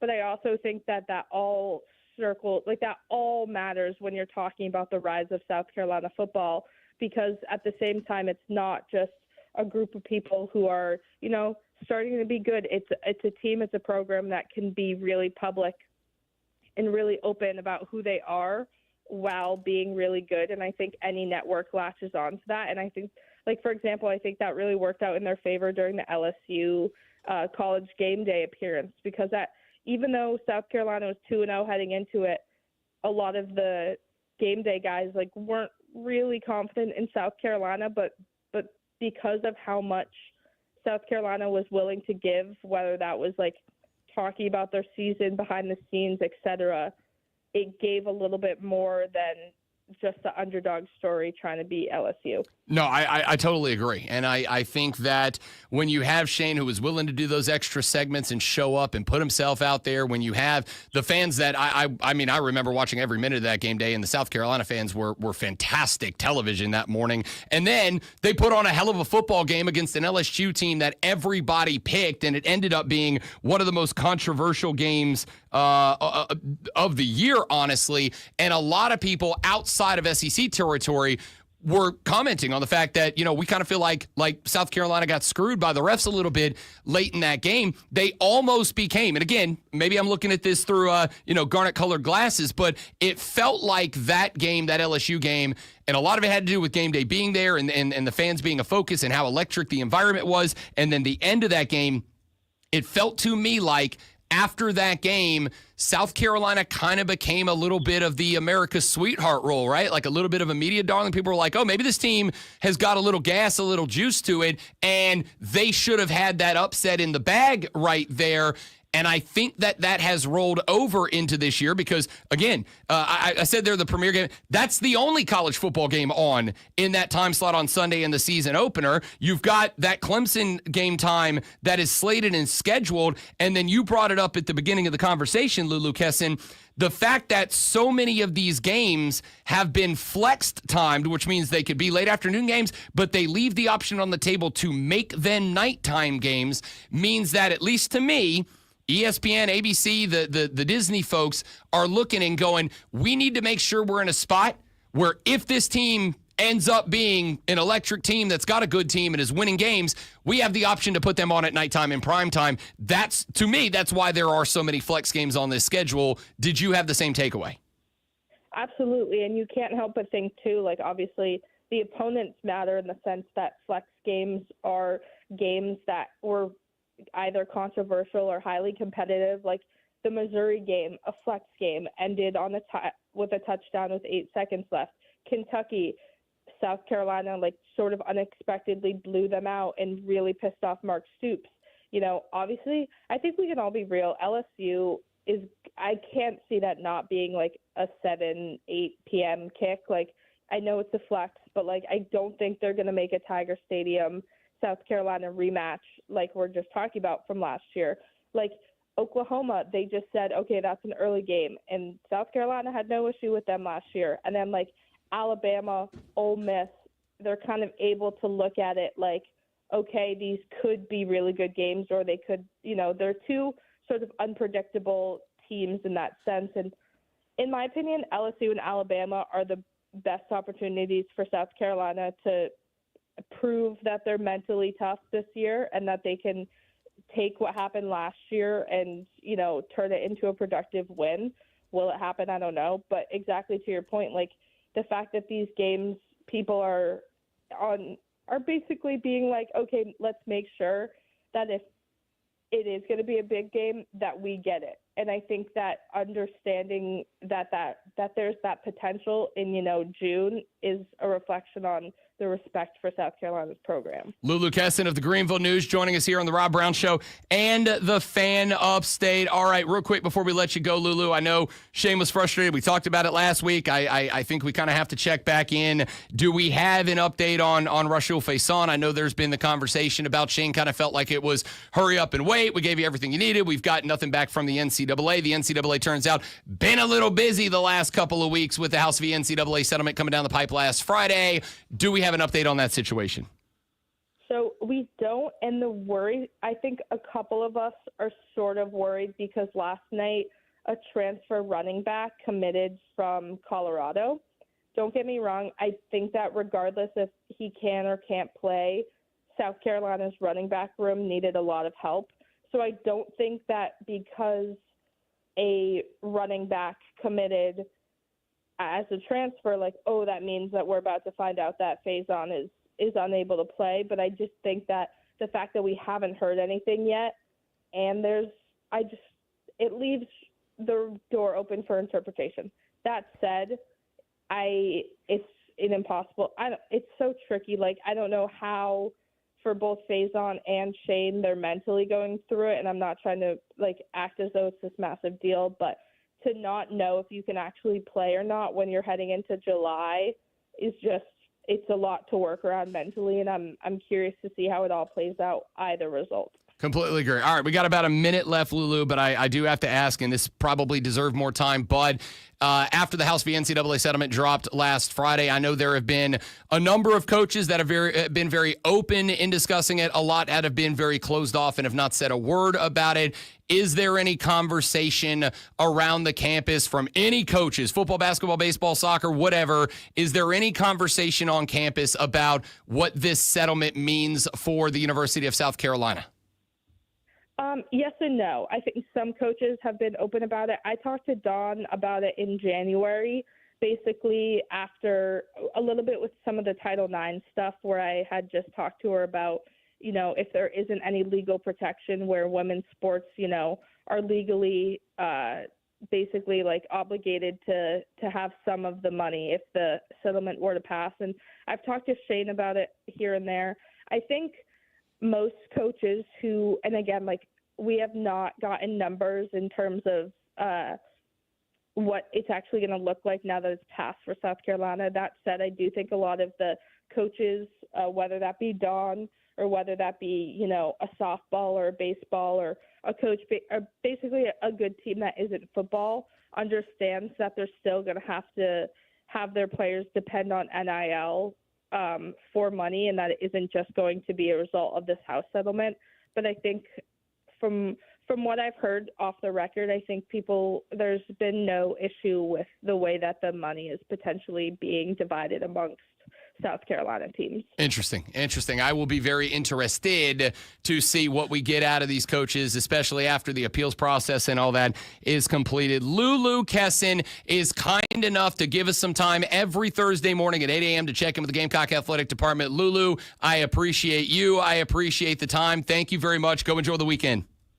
Thank you so much. Always great to talk to you both. Have a great rest of your week. You are the best. You too. Thank you very much, Lulu Kesson. Again, follow her on X at Lulu Kesson, Kesin. If you are a South Carolina fan of any and all sports, she is without a doubt a must follow, constantly keeping you updated on what is happening in Gamecock athletics. All right, when we come back, the U.S. Open underway at Oakmont, an event that I think makes grass growing interesting. That's how good it's going to be. We'll check in on the early leaderboard. We'll see what's happening in the reactions when we come back on the Rob Brown Show in the Fan Upstate. Fine!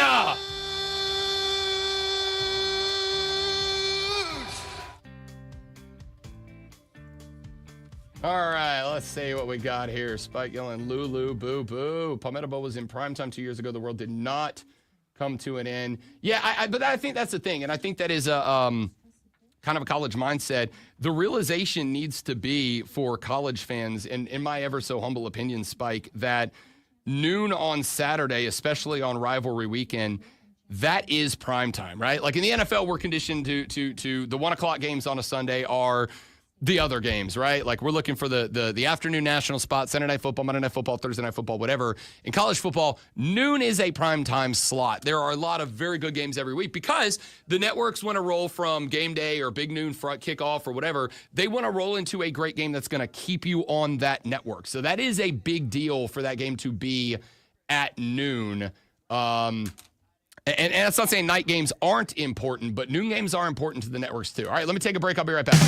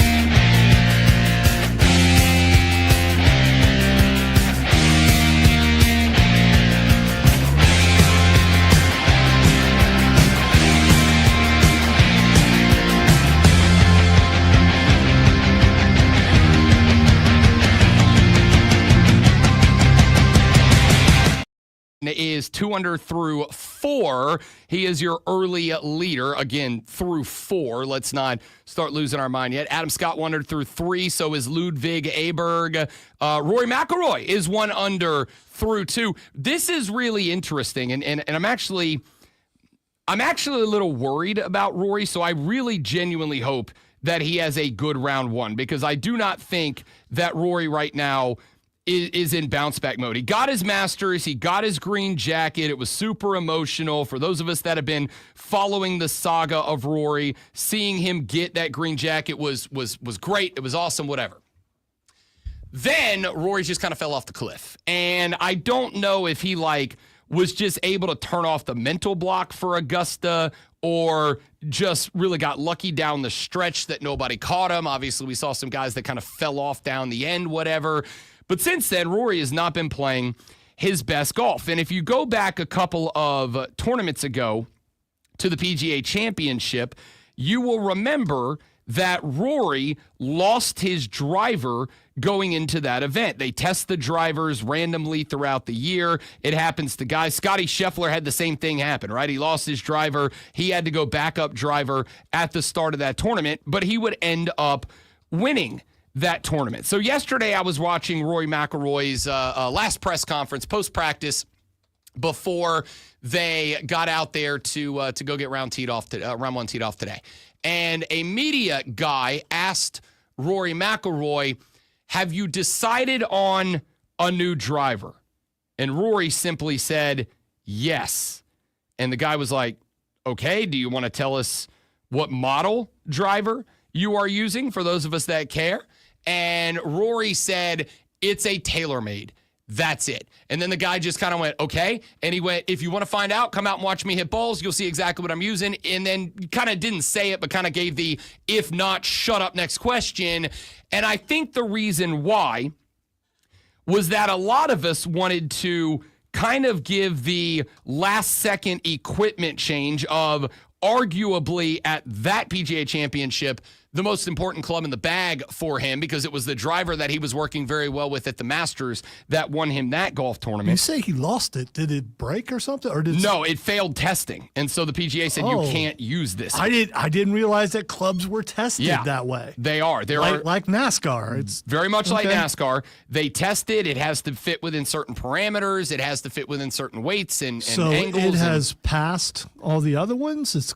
Or do they get new ones for stuff like this? Yeah, they'll get new clubs, but if you show up to that tournament without that with that driver and they test it and say you can't use this driver, maybe you may have practiced all week with that driver, and then going out to one on Thursday, you got a new driver in the bag that maybe you haven't gotten the opportunity to really dial in yet. It's a big deal. Is that the only club they test? No, they test all the clubs, but my understanding from talking to some of the golf bros is that the driver is the one that gets tested the most frequently. It's the most important stick in the bag, so outside of the putter, obviously. So it's probably the one easiest to enhance if you need it, because of its size. But this is not just about enhancement. This is also about, down to thickness and rigidity of the club face, right? And what happens is a brand new driver may fit within the parameters, but as these guys use the driver and as they hit it and hit it and hit it and hit it, because you got to keep in mind, this is the driver they're using to hit 1,000 balls on the range every day. It's the driver they're using for their practice rounds. It's the driver they're using for their actual rounds. As you wear that driver down with usage, eventually the club face is going to fall out of standard and you're going to have to upgrade it. And for most of these guys, you hope that you catch it either at a smaller tournament or you hope that you catch it in testing on an off week or on a Monday so that you can pick out your new driver. Rory did not. He had to go back up. He had very little time to prepare to use it. And a lot of us, and myself included, think that having to make that last minute switch at the PGA Championship and having to try to figure out a new club while you're playing, which again, I got myself a new driver summer of last year and gave myself no practice time before I took it out and tried to play around with it. And I sucked with this driver. Now, since then, I've gotten dialed in. It's a customizable driver. You can change the angle on it. You can move the weight on it to the front of the club, to the back of the club, and all that impacts how your shot is shaped. Do you hit it higher, lower? Do you hook it? Do you draw it? Do you add a fade on it? Do you just pipe it down the middle? Whatever. It took me a while to dial that driver in, and I am not on the PGA Tour, nor was I so committed to my old driver that I had, and again, I had a lot of rounds under it, so I had kind of figured it out. But it wasn't like I was like, oh, this is going to ruin my round. You go out there playing for a $2 million first place prize and get told 24 hours before you play, you got to have a whole new stick, can throw your game off. And I think that's what happened to Rory. So I was listening to his presser yesterday after practice, his last one before he got out there today for round number 1, and he was very short about the driver. He was like, yeah, I picked a new one. What do you want to tell us? It's TaylorMade. Or are you going to tell us what model? No, if you want to find out, come out and watch me hit golf balls. Like, he just wasn't interested in the conversation. And it came across as, outside of Live Tour conversations, uncharacteristically short of Rory McIlroy, who is usually a guy who is pretty willing to talk about his game and what's going on and where he is and all that. And I just got the impression that this dude is either, and we'll find out, I think, real quick, because again, the margin for error, even on day one at Oakmont, is zero. There's just no room to screw up. You screw up on this course, you're getting into a spot where you're going to be mentally and physically challenged after your tee shot. Rory McIlroy, and I can't tell because, again, it was one press conference that lasted, 10 minutes of questions. Rory McIlroy is a cat that in that spot, I could not tell if this guy is either completely bleeping locked in or if he is completely checked out.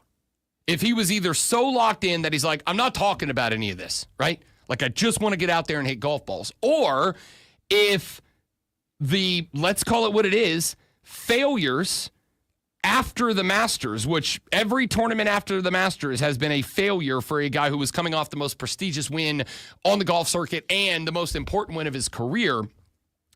I don't know if the pressure either got to him and he checked back out, or if he just got tired of what was happening, dialed in the driver, and he's going to be a dude. So one of two things is going to happen here. Rory McIlroy is either going to be a fantastic opening day bet to win this tournament, or he's not making it to Saturday. Because with Oakmont, with this course being what this course is this year, with the conditions it is going to be playing under, with the rough setup the way that it is, with the greens rolling. Somebody yesterday described putting on this green as, in fact, it was a texter to Wire to Wire, which I thought was a great text.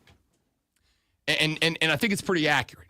He said, if you want to know what putting on this green is like, put the golf ball in the back of your bathtub and try to put it into the drain, right? Like, even if you're not a golfer, a golf guy, I hope that you take a shower. So you know what the bottom of a bathtub is like, right? You know how hard that surface is. He said, imagine putting a golf ball in the back of your bathtub and trying to put it into the drain. That is, I think, from what I've read, a pretty apt description of what the greens are going to be like. Well, Rory's putting is going to be irrelevant if he's taken 4 to get to the green on every par 4 because he keeps driving off into the woods, which has been something he's done the last couple of tournaments. So I would love to say that, I've been watching the practices because I'm the loser that watches golf practice in the lead up to a major championship.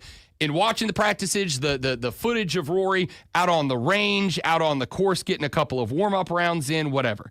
I would love to be able to say, this dude, post this press conference, is most definitely locked in. He understands the importance of showing back up at this golf tournament. But I think the opposite might be true too. I think the loss of the driver, which led to a blow up at the PGA Championship and nothing happening for him since then.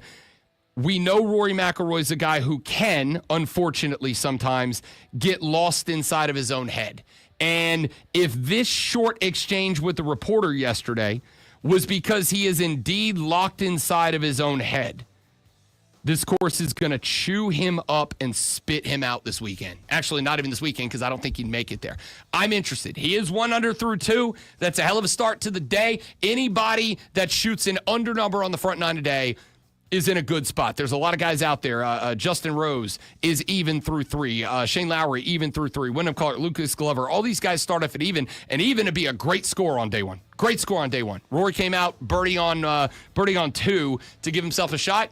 We'll see what happens. All right, no Rashad Beard, so he will not join us when we come back, but we do have a little bit more information on the appeal put forward by a group of female college athletes against the House v. NCAA settlement. I'll tell you what updated information we have and give you my reaction to it next on The Rob Brown Show in the Fan Upstate.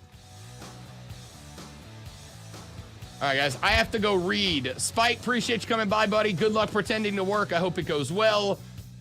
We will respond to your text when we come back. Don't go anywhere.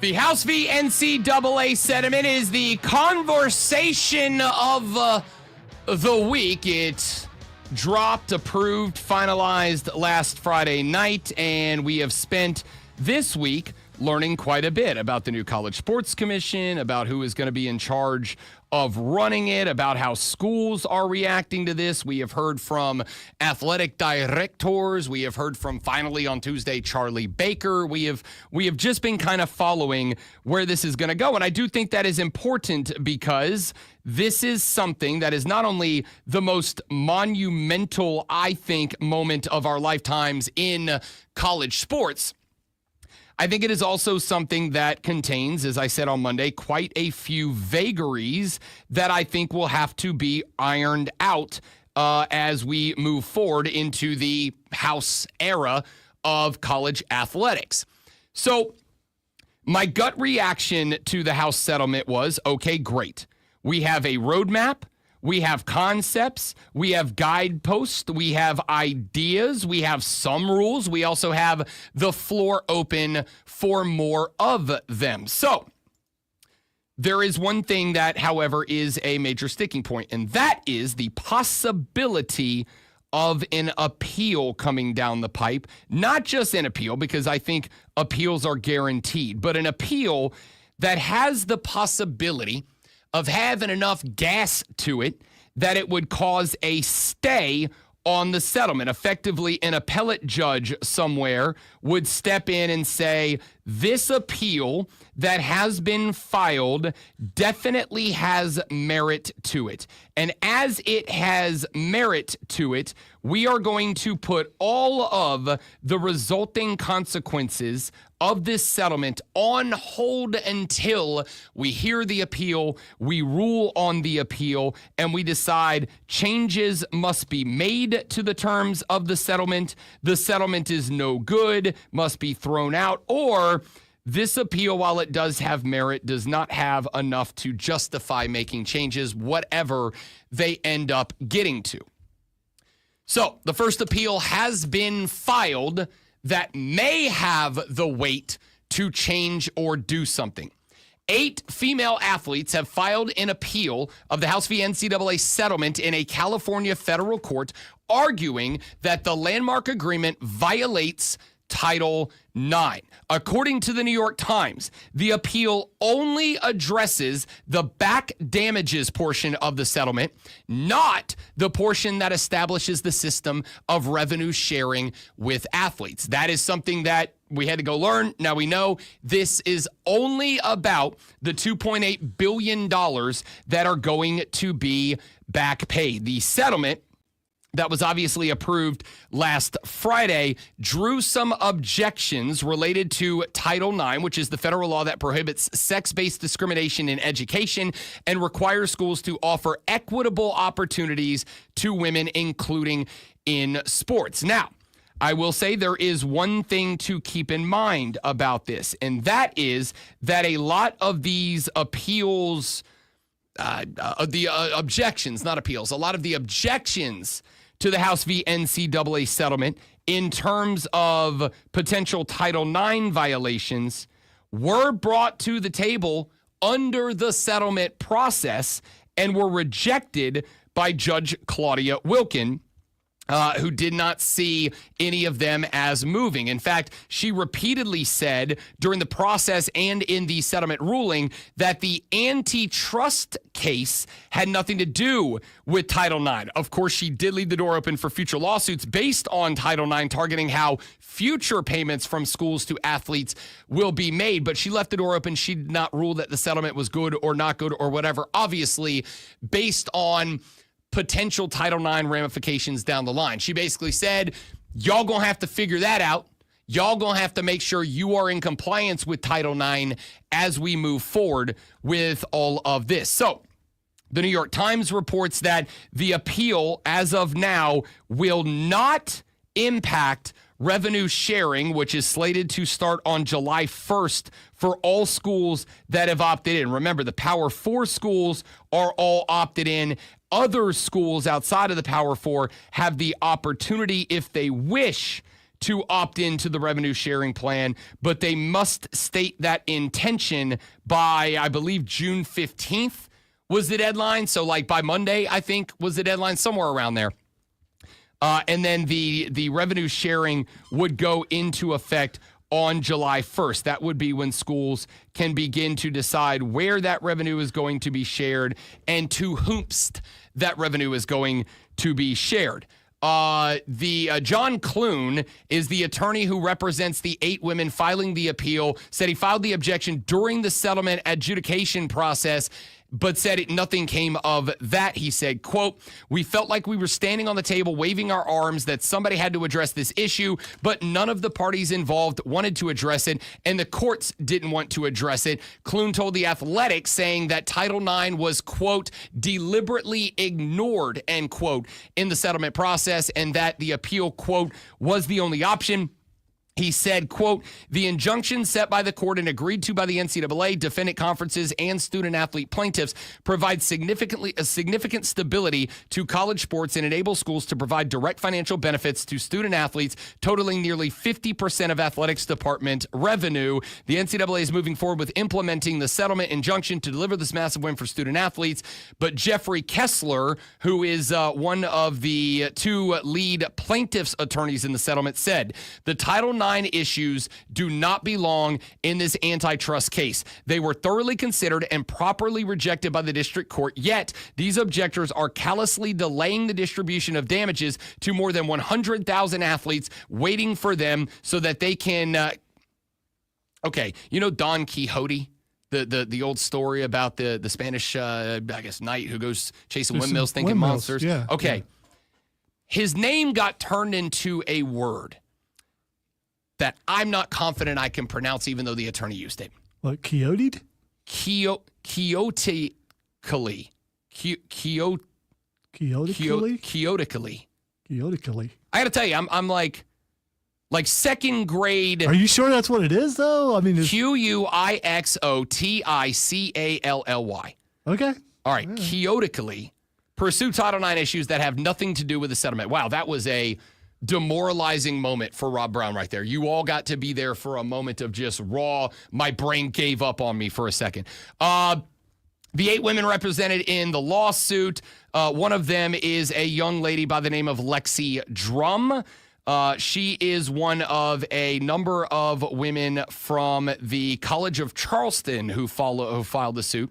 By the way, chaotic actually is a word. Chaotic is a word. Yeah. But then you stuck the Ali on the Yeah. end. Chaotic Ali, I guess, is going to be it, and I'm going to go final answer. The definition is exceedingly idealistic, unrealistic, and impractical. Yeah, like I know the etymology of the word stems from Don Quixote, which I've read multiple times. It's a phenomenal story and one that might be apt for certain situations in American politics right now. That's another story for another time. Lexi Drum, a recently graduated soccer player, said she joined the appeal because female athletes have not been given the same priority as male athletes, especially those that compete in traditional revenue-generating sports such as football and basketball. She said, quote, "I think for so long, female athletes have just been okay with getting whatever scraps are left and are told just to be thankful they're even competing and not aspire for more," end quote. This is a very tough spot for me because I am an advocate for women's sports. I am a supporter, a fan of women's sports. I am a full supporter and believer of Title IX, and that it is an important federal mandate that I think should be followed and enforced to give women the chance to compete and to place women's sports on the map so that hopefully, for those of us that do support it and believe in it, one day women's sports will be 1,000% capable of supporting itself, though we also have to recognize in the world of reality that right now they are not. Here's the issue that you're going to have right now. And I understand the young lady's perspective. I understand why she is upset by this, but here is the reality. It's a tough thing to have to stare reality in the face, but we do. As a supporter of women's sports, as the multi-year voice of the Greenville Liberty professional women's soccer team, as somebody who is going to come in here and once or twice a week make sure I'm talking about Caitlin Clark, Asia Wilson, the WNBA, as somebody who has promoted the U.S. women's national team and talked about their sport, not the drama around it, just the games. You also have to live in the world of reality. And the reality is football and basketball generate revenue for the college. Women's soccer just doesn't. Would I like it to? Yes. Do I hope that it does one day? Yes. Here's the thing. Men's soccer doesn't generate revenue for the athletic department. I could be wrong. Clemson soccer won a national champion. I'm not wrong about that. I know that's a fact. They won a national championship a couple of years ago. I'd be willing to bet, however, that Clemson soccer, even on the men's side, probably cost that university money to operate, money that is generated by the football team. Maybe a little bit by the basketball team. Maybe on its absolute best year by the baseball team.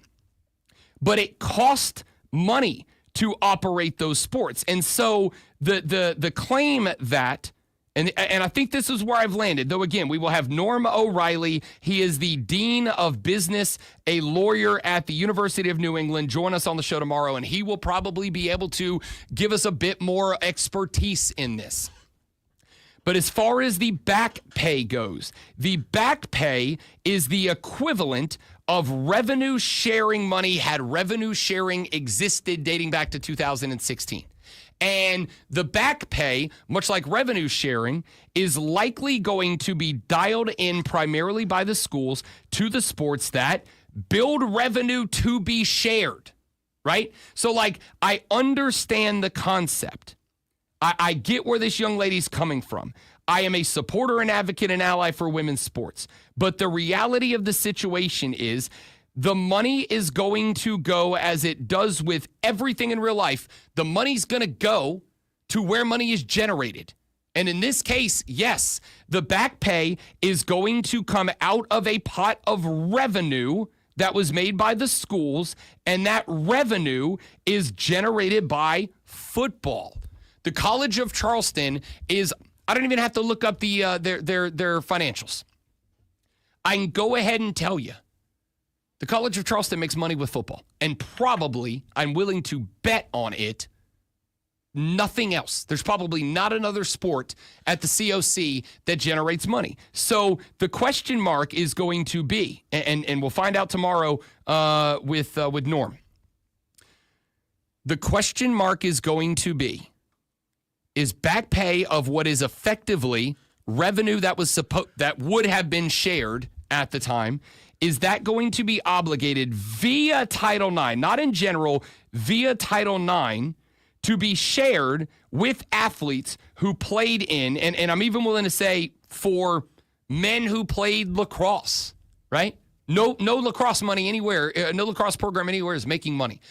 Is there going to be an obligation for this back pay to be paid to athletes who played non-revenue generating sports, our lacrosse players, swimmers, and divers?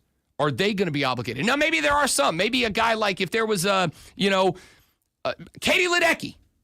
Katie Ledecky has become one of the most famous Olympians since Michael Phelps, right? Katie Ledecky famously swam for the University of Florida. Could she make the argument that Florida swimming and diving generated some level of success based on her level of success, and that she deserved some element of that? Is there any NIL implication? Hey, if Katie Ledecky was able to make NIL when she was swimming at the University of Florida, she'd have been a millionaire before she went to her second Olympic Games, right? Is she going to have it? I don't know the answer to all of that. What I will say is the argument against Title IX standing is going to be, no, the College of Charleston women's soccer team did not bring any money into the College of Charleston and therefore are not entitled to a revenue split. I don't know. We'll find out. Hayden Asmario from the BetMGM Network will talk NBA Finals with us after Lonzo gives you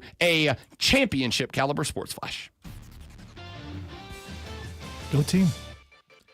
Indiana. See, I already ruined it. It's over. No championship. The Indiana Pacers are back, except for Indiana, who's going to win the championship, are back in control of the NBA Finals with a 116-107 win last night over the Oklahoma City Thunder, and now lead the series 2-1. Tyrese Halliburton had 21 with 11 assists, and Pascal Siakam had 21. Game 4 is tomorrow night. The Atlanta Braves picked up a 6-2 win at Milwaukee yesterday behind a complete, and we have heard nothing about it, behind a complete game effort from Spencer Schwellenbach, who allowed just 5 hits and 2 runs while striking out 9. Atlanta's offense collected 10 hits, including a pair of 2-run home runs from Ronald Acuna Jr. and Michael Harris II. Game 4 of the Stanley Cup Finals is tonight at Sunrise, Florida. The Florida Panthers have won 2 straight, including a double OT thriller in Game 2 and a 6-1 beatdown in Game 3. Florida is minus 150 favorite in the contest.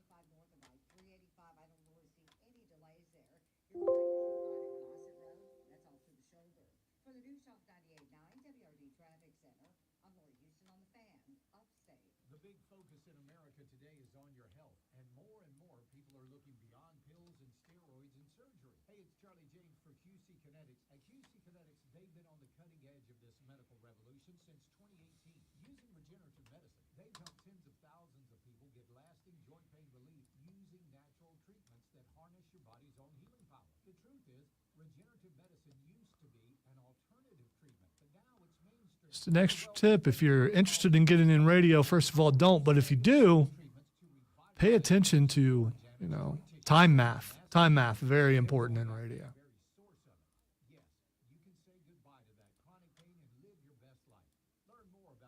Learning how to back time, if you don't know how to back time.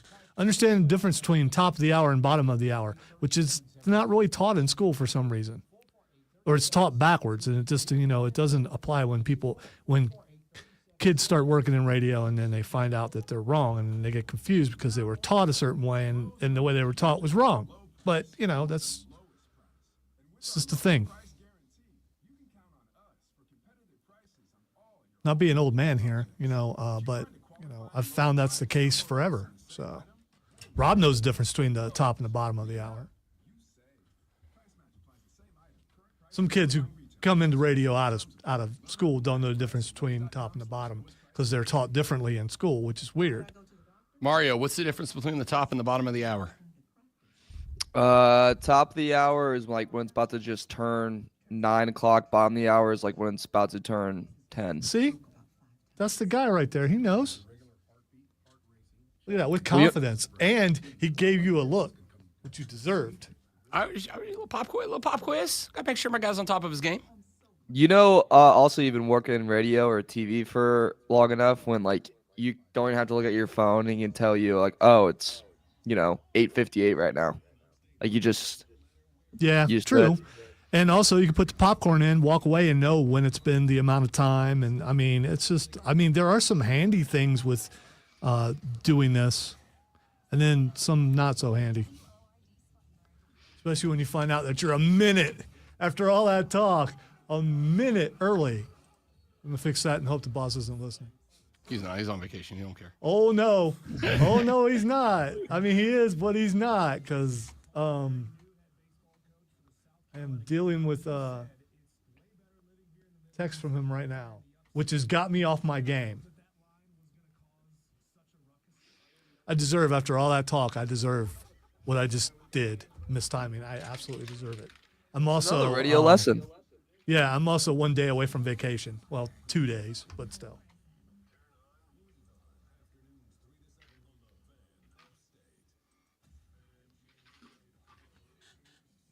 There. All that math I was talking about, I just did it right there on the fly and got us perfectly where we need to be. Yeah. Quit. I'm going home.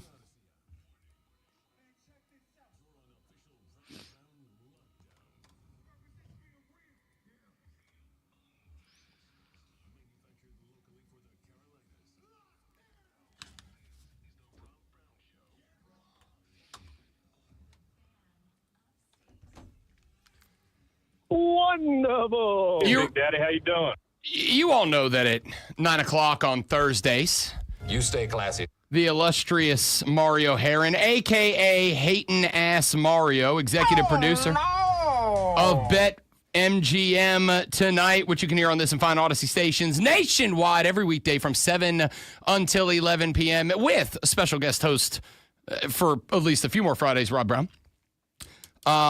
Mario joined the show about a week ago. Mario, noted fan of the Indiana Pacers, said on this show that he did not think the Pacers had it in them to win this series. And I said, well, hold your horses. I think Oklahoma City, good team, little overvalued. I think the Pacers, undervalued, have been all playoffs long, and they just keep winning. Mario, I have to ask you a very genuine question.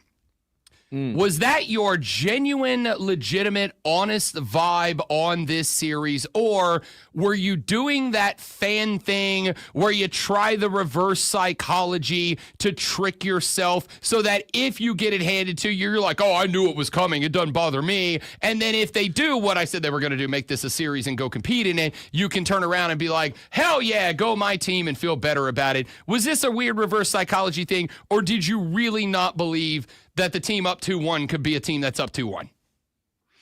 I didn't think they'd be able to be up 2-1. I looked at what the Thunder were able to do against Anthony Edwards. I looked at the struggles that even Jokic had against the Oklahoma City Thunder, and I thought, if those guys can't figure out this defense, I don't know if Tyrese is going to be able to. I looked at the Pacers and go, you love playing fast. You love going deep into your bench. You love speeding up teams. You have active hands defensively. I go, that's everything Thunder does that is better. And I thought just all around, Thunder's a better team. I think the part that I stand, I'm wrong.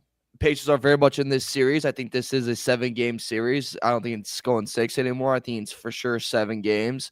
And I think, to give you a little cross-sport comparison here, the Indiana Pacers remind me of Marab, where the pace and the physicality and the speed and the talent that they have in the first quarter that they hit you with is the same in the fourth.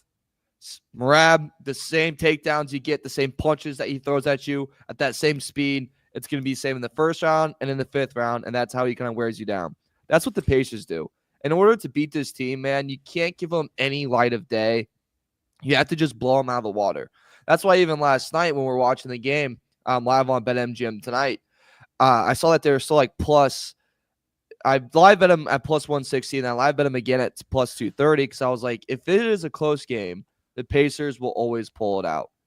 You can't go down to the wire against them. They're just too good. They find ways to win. It has to be a 15-point blowout if you want to beat this team. So, look, if it's tight, you take the Spurs. If it's not tight, the other team wins. I agree with that take. I got him at plus 180 before the game even started on the money line. Like this did not feel. I described Game 3 as Lonzo said it's must win. If they let the Thunder come into their house, take the first game in Indiana, and especially if it's a blowout, then the Thunder have kind of found themselves a little bit. And you got to wonder if the Pacers can take that punch in losing back to back, which they have not done in this postseason so far. My thought was it's not a must win, but if they lose this game, especially if they get blown out, I very much do get concerned because even though they've maybe got a little bit more experience than the Thunder, they don't have that experience yet, at least not this team this year. So for that team to come out, because I also agree about the close game concept, for that team to come out and put up 40 in the second quarter, and in the second quarter, I said this earlier in the show, they made the Thunder just look like a basketball team, right? Like the team that they were plus 750 on the series win coming into it. They made them just look like another NBA team. I was already convicted that the Pacers but very much could win this series.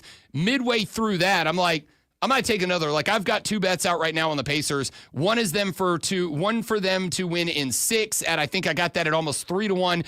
And then for them to win in 7, which on Monday night or Sunday night was like a 10-1 number. So I took them both. I feel a hell of a lot better about those 2 tickets after what we saw last night because they put up 40. They made the Thunder look like an average basketball team. And even though the Thunder rode SGA to a good solid third quarter to get back into that game, the fact that there were 5 minutes to play and it was a 2-point game, leads alternating back and forth, it's like, this is what the Pacers want. This is where they thrive, and they did it again. I think the key thing in this game, too, that can't get overlooked is last game in, game 2, the Pacers had a net rating of minus 34 when Tyrese was not out there on the court.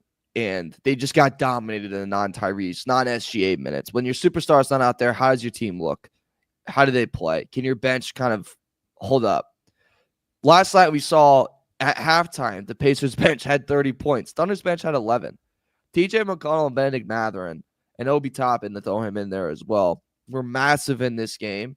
And they really, when Tyrese would go out, they went on 11-2 run. They separated themselves from the Thunder. And Thunder's bench just was not ready for that. And when you do that as well, you are forcing, Thunder to, one, have to play SGA longer. You have to play Jalen Williams longer. And you saw them not be able to trust their guys later in the game, right? Like in the final 3 minutes, 2 minutes of the game, you saw the Thunder go to this ISO basketball with no off-ball movement. Earlier in the game, you would see, hey, I beat my man. I draw two. There's a backdoor cut. Boom, bucket. Boom, foul. Boom, open three. And then suddenly, late 2 minutes, it's, hey, let's just watch and stare at SGA try to do something. Give him a ball screen. Don't roll that hard. Kind of pop from it. Don't pop from it. Roll to the basket. Wait, don't roll for the basket. It seemed like they were just second-guessing themselves, and it just became stagnant. Maybe that's due to fatigue. Maybe that's due to, hey, we're away in a very loud stadium. I know it's a bit here, but like Gainbridge, the crowd feels like it is on you. And that crowd was very, very loud. It maybe kind of just got to him in that moment. It could have. But you look at the other side of the floor, Rob, Pacers are moving. They're playing fast. They're making the extra pass.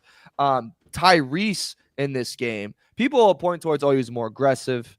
His assist numbers were up. He almost had a triple-double.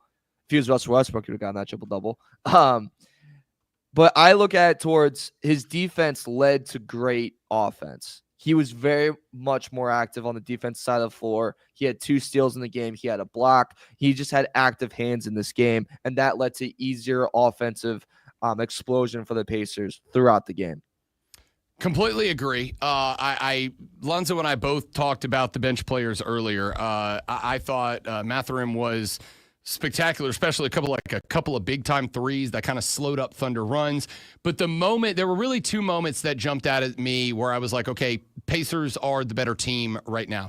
The first was in that second quarter that they won by a dozen.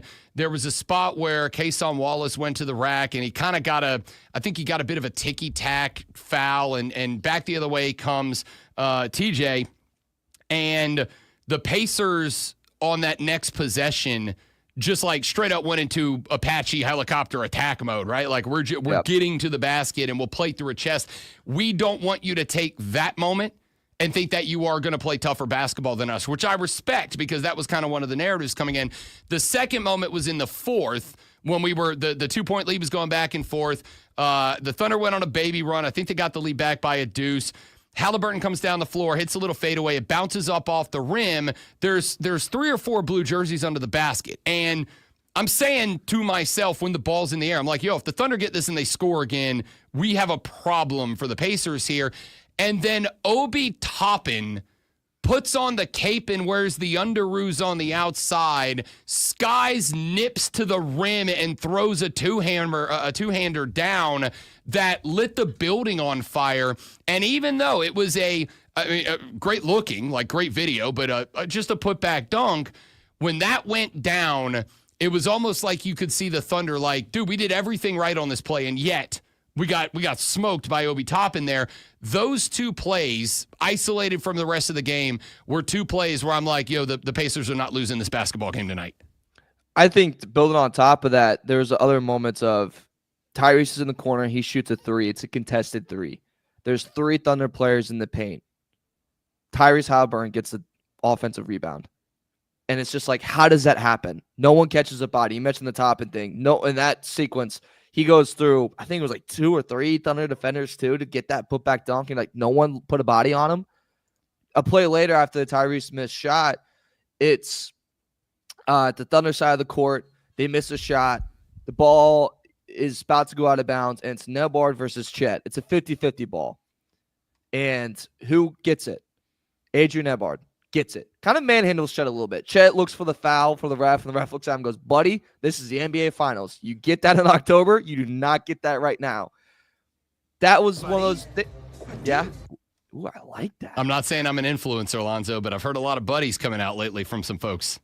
That's just that's how it starts. But I think it was a night where the Pacers just wanted it more, and it kind of betting wise, it kind of goes against everything because Pacers haven't won a game 3 all playoffs, and then they finally win one. But this was a massive statement for Indiana. I think this was a humbling game for the Thunder. And look, if I'm Oklahoma City too, Rob, if there's a game to lose, I feel like this is, I don't want to say like the best game to lose, but it's fine in terms of you have one day to think about it, and then you're back Friday. Like, it's a quick turnaround. And that, to me, that's good for the Thunder. People will say, well, 2 days rest, you kind of forget, what happened, if you will. But I think going right back into this, going, hey, screw this. Let's go back out there. Like, let's play this game. We play 9 deep anyways. That's, I think, goes towards the Thunder in this. I agree. I told Lonzo earlier, I think the Thunder take game 4. But if you'd have told Hayden Ass Mario last Thursday that after 4 the series was going to be tied at 2 apiece, I think you'd have been over the moon about it, because I will take. Listen, this is the most clutch team in the playoffs, and if this is a team that has played so clutch in tight games throughout the playoffs, then I'm comfortable saying I'm willing to transpose that and say they would be the most clutch team in a tight series too. They got a little bit more experience in series like that than the Thunder do. I think that might be one of the things that I think is the detriment to the Thunder is, as I've said, I think personally, just looking at it on a team-by-team, game-by-game basis, I think the path to the NBA Finals was easier for the Oklahoma City Thunder than the Indiana Pacers. They weren't. Granted, the Pacers were blowing out teams too, but it felt like the Pacers were in spots where they were up against better teams in tougher situations than the Thunder are. So they've kind of had that gut-up kind of situation multiple times, and the Thunder haven't. I think if it goes to a game 7 in OKC, even if it goes to a 7, I would take the high-pressure coaching, the high-pressure finishing of Tyrese Halliburton, and the fact that the Pacers have got a little bit more experience. I think they would have a slight edge in 7. So if I'd have told you a week ago this thing was going to be 2-2 after 4, I'd have think you lost your mind. Here's the thing. I think the Thunder win game 4. But if the Pacers get them on the brink of elimination, knowing they still got one more chance to come back to the crib, or got one chance to come back to the crib and close it up, if the Pacers win game 3, they're winning the NBA title. So if it the thing that worries me about like the 7 games, and if Thunder feel like they have the back against the walls, and I do agree with you where Pacers are more comfortable being against the ropes, swinging for their life. They're comfortable in doing that. That's not like an issue for them. But I would have thought in the Nuggets Thunder series, if that would have gone 7, I would have thought, okay, that means it's probably going to favor Denver a little bit in terms of just their experience. Like maybe that's going to kick in. I know like they didn't go very deep, but I was like, I can convince myself that Jokic is the best player in the world. And if you give him 6 games against you and your defense, he's going to have it so figured out. Like, it's going to be a problem. Doesn't matter how many guys they play. Well, Thunder go out in game 7, they absolutely just smoke the living crap out of them. I mean, they roll them up and smoke it like they're at the Grateful Dead concert. So I kind of see that happening with the Indiana Pacers, where, like, if this goes 7, I go, okay, that probably leans Indiana, because Indiana, that means it's going to be a tight game. But Thunder have that experience of, hey, we've been in a game 7 before, and it's going to be in our stadium. We're just going to make sure that we smother the living crap out of you. The other thing you just have to do, though, is, like, in that first quarter last night, when it was 15-6, they Pacers called a timeout, and it felt like Thunder celebrated on the court, like, hey, big brother's here. The big dog's here. You guys, this was adorable. It was so cute what you guys did. We're so happy that you guys, made this run. But now we're going to take it home. As our good friend Cody Decker would say, Daddy's here. And I'm not going to say that because I think that's a little odd. But what are you going to do? And then it kind of felt like they didn't expect the Pacers to kind of come back in that, which was kind of fascinating. Like, this is what they do, is they get down, they come right back up very, very quickly, and they do it in seconds. But Thunder kind of have to have that attitude all 4 quarters. You can't get tightened up or buttoned up or just think they're just going to roll over. If they bring that attitude towards the rest of the games and kind of continue that through a full game, we saw it in game 2, like that can happen, and that's going to win. Also, I think a part that we're overlooking, Rob. And we it's been a pattern, but like at home, bench always plays better. And last night that was deep. I love TJ McConnell. He gives me hope that maybe I can have a kid and he's 6'3" and he can be in the NBA if I push him to the pool. But the bench guys, they play better at home. And they played exceptional. I don't disagree, and I attributed the Game 2 win for Oklahoma City Thunder to their bench, to Alex Caruso, to Hartenstein. I contributed that. Last night, they got smoked. And again, we've mentioned the guys. O'Connell, my favorite moment from that game was that Obi Toppin putback, but the bench for the Pacers last night got it done. I also agree that, and this was one of the reasons that I took Indiana on the money line to win that game last night was, aside from all the numbers, I saw like somebody did the deep dive of the stats, and there was some dumb thing like in games, there were 13 times this year where the Pacers were 5.5-point underdogs or greater coming off of a loss, and they were like 13-0 money line in the next game. And then we talked about the fact that in every series so far in this postseason, the Pacers lost a game by 15 or more, and they won every game following that all the way through, even against Cleveland, who was supposed to be it or whatever. Every number said that was a Pacers get-back game, and that's why I went with them on the money line last night. But the question mark is going to be, can they have a stay-right game after that, right? Because the Game 1 win, it's not that they lost Game 2. Again, the Thunder are in the NBA Finals. That's a good basketball team. It's not that they lost Game 2. It's that they got their asses beat in Game 2. Can they figure out how to, instead of alternating games, can they go from a get-right game last night to a stay-right game tomorrow night, do it again, even slip out of there with a one-point victory? Because I will say, even if it does go to 7, I do think the Thunder are still going to be favored to make that happen. I'd feel a hell of a lot better if I knew we were coming, but win or lose at Oklahoma in Game 5, I'd feel a lot better if Game 6 was another elimination or was the first elimination game for the Pacers. I concur with that. I think that's the steady thing is who can build. I mean, who can win the 2 games in a row, right? Like if Indiana obviously goes up 3-1, it's over. Like Indiana's going to win the series. If Thunder go, back to back, win Game 4, win Game 5, it's probably over for the Pacers. Or I mean, give or take. The thing that I'm telling you, Rob, to watch out for, because it's going to be for the people that like to find the funny parts in basketball. The shots that Benedict Mathurin is going to shoot next game are going to be the funniest and worst things you'll ever see in your life. I mean, that guy is going to come in there with the confidence of Kobe Bryant in 2002 or 1 or whatever the hell they won the title, probably 2001. That's going to be, I was texting with some friends last night and a couple Pacer guys that I know that cover the team, and I go, I'm so excited for the Benedict Mathurin bad game. I'm just like ISO for no reason. You're like, we're going to ISO Lu Dort. Sounds good. Let's see how that works. But no, it's the race now. If you're Oklahoma City, it's Game 4 is a must win. For the Pacers, it's a must win of if you win that game, you probably have the series and you have that team on their heels. I would say it is not a must win for Indiana. I would say you're sleeping a lot better tomorrow night if you do. Mario Herron, executive producer for BetMGM tonight on the BetMGM network, joins us on Thursdays to talk NBA ball. My guy will do it again next week and maybe have a champ when we do. Good luck to the team you said couldn't win it that I said could, and that's up 2-1. And sometimes, Rob, you're just smarter than me. I'm okay to admit that. And the NBA series is also. Don't give him that. If more people would, we'd all be in a better place, is all I'm saying. We'll all be in a better place. Hey, Nas Mario, see you next week, big dog. Maybe if they listen to you, Knicks would actually hire a coach that doesn't have a job already. Maybe so. Mario Herron, BetMGM Network. Fight Club! Up next on The Rob Brown Show in the Fan Upstate.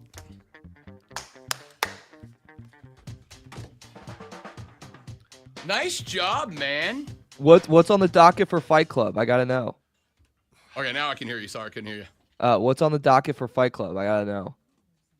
I have to pee. He has to pee. That's on the docket for Fight Club. I'm assuming the R-Truth situation is on the docket for Fight Club. Okay. I would assume that we did have a pay-per-view this past weekend, a big one that we'll have to break down. I have a take for you. Ready for this? Sean Yes, I am. O'Malley. I've never been ready for anything more. Sean O'Malley should stay at bantamweight and just wait for Merab to move up. Do a Max Holloway. Was O'Malley out of his depth in that fight, or is he closer to the end than the beginning? I think the opposite. I rewatched it Monday morning, and I think he looked fantastic. It's just one of those where you're hitting your prime, but you're also hitting the prime of the best bantamweight ever, and it's just a tough go. And it's a bad matchup for him. But everyone else in that division is a good matchup for him. I think he can take. Maybe Umar. Umar is probably a tough one. But he's going to have to do the Max Holloway, where you stay in your division, you go back to the roots. You probably have to fight Chito Vera. I'd fight Song. Probably beat Cody Sanhagen or Prettier Yan. Wait for Umar to get healthy. And then you get your title once Merab moves up. Because Merab's going to have to move up. He's 34. He doesn't want to cut weight like that anymore. He'll move up. Probably fight Volk if Volk's still around. Or fight Lopez. And then you just go back and take the bantamweight belt. And then you ride off into the sunset. So we're going to talk about is O'Malley a fraud? That's what I just asked him. Is O'Malley closer to the beginning or the end? Yeah, because I was obviously out of the room. I think he's Max Holloway position with Volkanovski, where you just have to go back to the roots. Because he can knock out anyone in that division still. I just think you wait. Merab probably has two more title defenses, and he's going to fight Sanhagen soon. If Umar's healthy, maybe Umar gets a rematch. But if Merab wins that one, he's 34. He probably is like, dude, the weight cut sucks. I'm going to move up. He moves up to the whatever weight class that's called. I always freaking forget. Sorry. And Volk, he'll fight Volk. Volk's old. He can take out Volk. He can take out Lopez. Becomes a champion there. Then Matt O'Malley goes and takes the belt, bantamweight again. Which I think All right. So why does Dana White cater to John Jones so much? Because you buy his pay-per-views.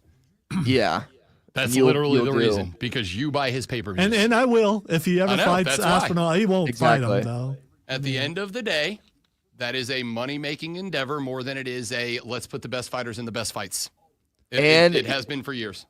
He needs that heavyweight division is really struggling. And, in fighting, if the heavyweight's struggling, that's not good for you. Like, you need the heavyweights to be back. And it hasn't been back in a long time. I concur. But again, it's never going to happen for some things that we're also probably going to talk about in wrestling here in a second. When the company that runs a league, and I'm not just talking about UFC, TKO, I'm talking about the NFL, NBA, MLB too. When the league does not have a good product on par with move the bottom dollar, the bottom line, that's when a sport suffers. And I feel like that's where UFC's been in a couple of years. They are more about how do we sell pay-per-views and whatnot than they are how do we put the best fighters in the best fights. All right, brother, we got to run. I'll catch up with you. Oh, okay, He's bye. just gone. That's the way to exit right there. Why not? I mean, yeah. It's a way to walk off. What a power move from Mario.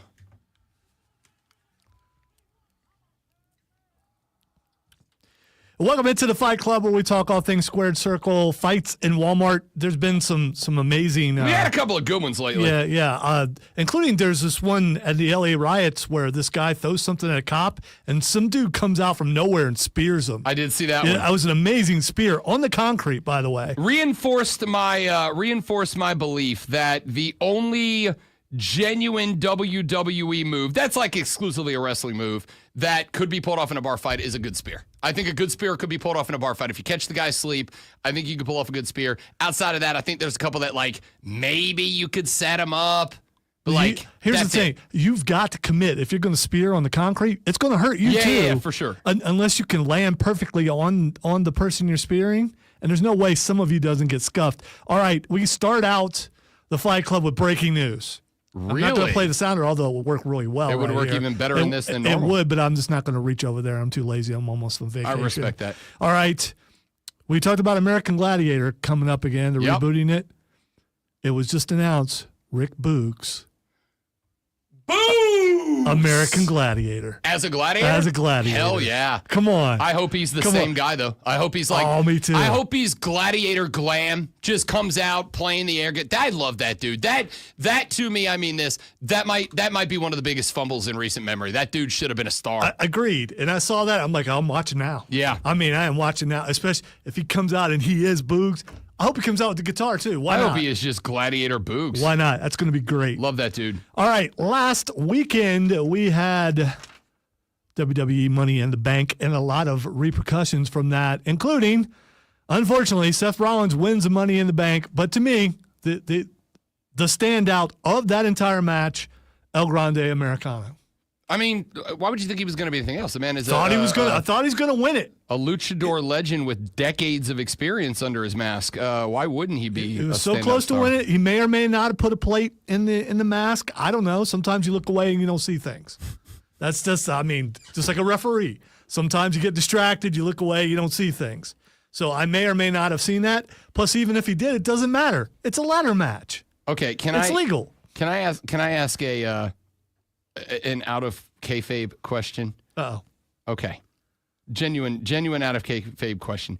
Do you think it's wildly frustrating or highly celebratory for Chad Gable to be like, I finally get to show you how damn good at this I am, but I Right. had to goof this to do it? By the way, he wrestled twice that day. Yeah, because he also wrestled in He Worlds Collide or whatever. Yeah, he wrestled Vikingo, which was an heard it slapped. amazing match with a lot of those kind of bumps and stuff in it. And then he allegedly went and wrestled again later as El Grande Americano. Yeah, I mean, they're definitely different people. So he is getting, if you believe like, Michael Cole and some of those guys, he's definitely getting a lot of work, a lot more work than he has in a while. And he's in shape and he's always been a great worker. So good for him.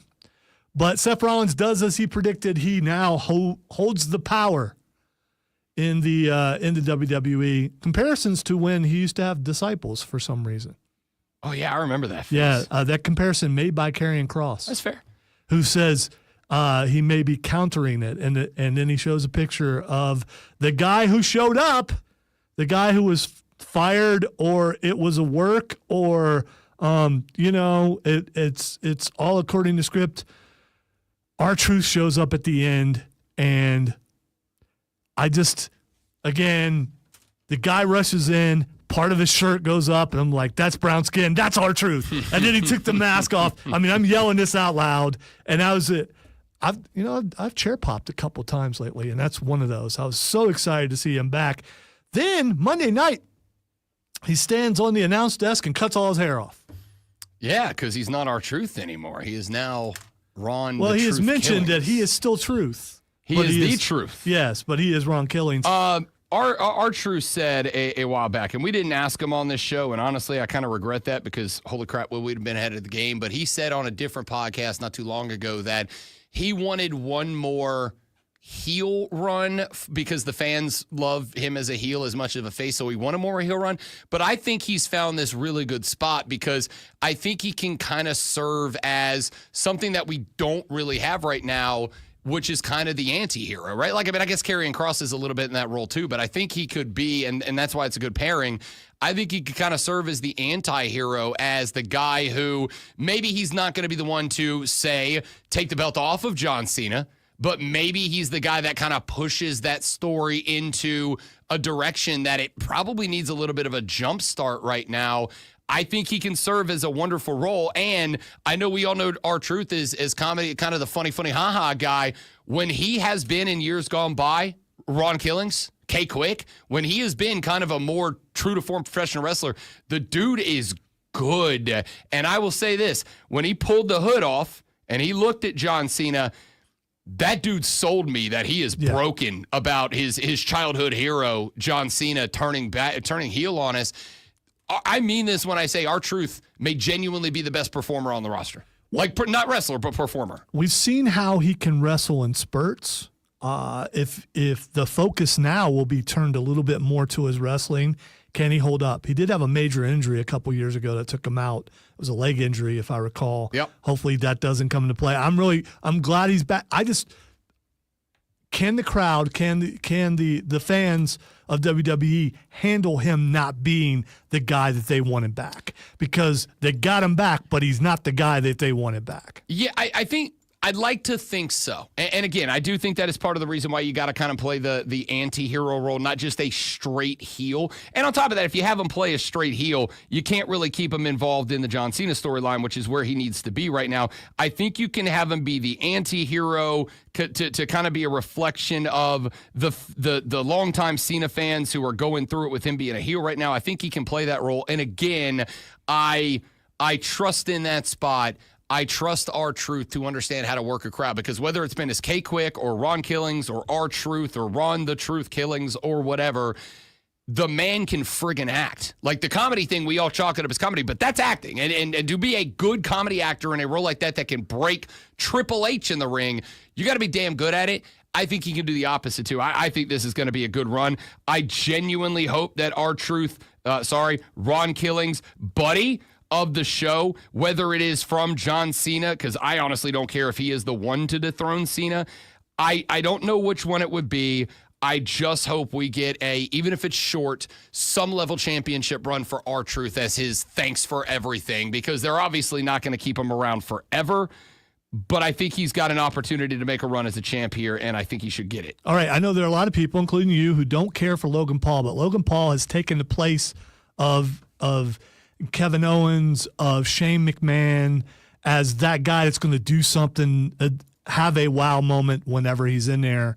And him holding the drone and then Cody coming into frame and doing the Cody cutter while he's holding the drone the entire time, I thought that was really cool. That was super dope. It was a good look. I mean, again, I know I can't stand the dude, but I'm going to absolutely give him credit. That was a very cool, very unique thing that he pulled off. He also there. moonsaulted off the rings onto the announce desk. I mean, he's doing some stuff, whether you like him or not. He's very athletic, and he's a good wrestler. The issue has never been about his ability to go, because he is a good wrestler and he can tell a good story. The issue is just he's a bad person, and I can't find it in me to celebrate the guy. That's a personal, subjective thing. The dude is absolutely a talented wrestler, storyteller, and he is seeing and getting things out of the match, out of telling stories in the ring that other people just haven't done. And at the end of the day, being innovative is just as important as being entertaining. All right, shout out to Rob Brown for making the call on the women's Money in the Bank. You said look out for Naomi, and she won it. Yeah, I was just glad anybody but Rhea. So the Naomi thing, you got a lot of story to push with that. Yeah, and which is the reason I picked her, right? Yeah. Like that's the reason I picked her. Is you've got her involved with Bianca, you've got her involved with Rhea, you've got her involved with Jade Cargill, you've got her in so many different places. And on top of that, let's keep it a buck. Since she came back, Naomi's been cutting some of the best promos in the game right now, which is not what she was when she went away the last time. So I think she's earned it. I think she's got it there. You never needed to put it on Rhea Ripley. She's the most over person on the roster. She does not need to have that asset in the back pocket. You can pretty much inject her anywhere and she's fine. Alexa Bliss, I don't know where we're going to go with that. Like some of the other women on the roster, Naomi has been doing some of the best work in the game as of late, and B, has done such a good job that she has kept like 3 different storylines she's touched with fresh, which means you've opened up a number of other different women to be in the picture as well. All right, we have 2 new belts for the women, which means if you were a Grand Slam champion, you're not anymore. So you've got to win those belts. I believe that's one of the reasons why Becky won that belt. Also to progress a feud with a returning friend of the show, Bayley. Buddy? Yeah. But how many of the women who were Grand Slam champions are going to come back or get a shot at both new titles, do you think? No clue. I don't know how they handle that. It's obviously unprecedented territory. I think that the Becky Lynch thing, and I'm a fan, I've made no secret of that. The reality here is, even though Lyra Valkyria showed a lot more personality in the run-up to the match than she had at any point on NXT or the main roster up till that. And after the match was over. I also think I think she needs a lot more work. And to me, to have her carrying that strap while very evidently needing a lot more work instead of just putting it on Becky, which even if it's not about the popularity of Becky Lynch as a face or a heel, she is just a good jumping off point for most any of the other established veterans back there, and that includes a returning buddy of the show, Bayley, plus with Bex being heel and Bayley going after her, what does that open up the opportunity for with Wacky Wavy Flavor and Crazy Inflatable Arm 2 Man? Can we get the Bayley buddies back? Well, there's also Women's Evolution 2 coming up soon in Atlanta, by the way. And so they're starting to set up a lot of matches for that, including returning Nikki Bella Monday night. And now there are rumors that Bree's going to come out of retirement also to be in that. Well, I'm equally as excited as you are with that. Cena versus CM Punk, Night of Champions. What do you think? That CM Punk is going to have a hard time on Twitter the next couple of weeks. I mean, Cena's winning that thing. I don't know who is ultimately going to dethrone John Cena, but I do not think it is CM Punk in this spot. It's going to be Cody. I also agree it is probably going to be Cody. I'd love for it to be our truth buddy of the show. Talk about the ultimate Rob Brown Show bump if he did it. But I do think it is Cody. I do think it is probably, it's either SummerSlam or they carry this thing all the way to WrestleMania next year. Although Cena's not on contract for that. We don't know, whatever. I do not think, this is one of the very few things I don't think they're willing to do. I don't think, even for the $1 billion in blood money, oil money, Saudi money, I don't think that they are going to have John Cena's final match, because I assume when he drops the belt, he's done, and that belt changing hands, especially if it's to somebody like a Punk in Saudi Arabia. I think they're going to put that in a Chicago or a New York at Madison Square. They're going to put that in front of one of the guaranteed hot American audiences. So I am going to go John Cena wins. It'll be dirty. It'll be gross. I wouldn't be shocked to see Logan Paul or somebody else get involved to set up the next Punk rivalry. I wouldn't be shocked to see maybe Seth get involved somehow and just go, I'm not coming for your belt, Cena. I just don't want Punk to have it. Like, there's a million things that could happen Seth has said they're going after both belts, so we'll see what happens there. Just time for one more thing. I was going to go with some Mr. Iguana talk, but we're going to get plenty of time for that because he is a star. What do you think about Trick Williams holding the TNA championship? Does that diminish it? Does that help it? The fact that he beat Joe Hendry really, he cheated, but he beat Joe Hendry. That bothers me. But what do you think about him having that belt?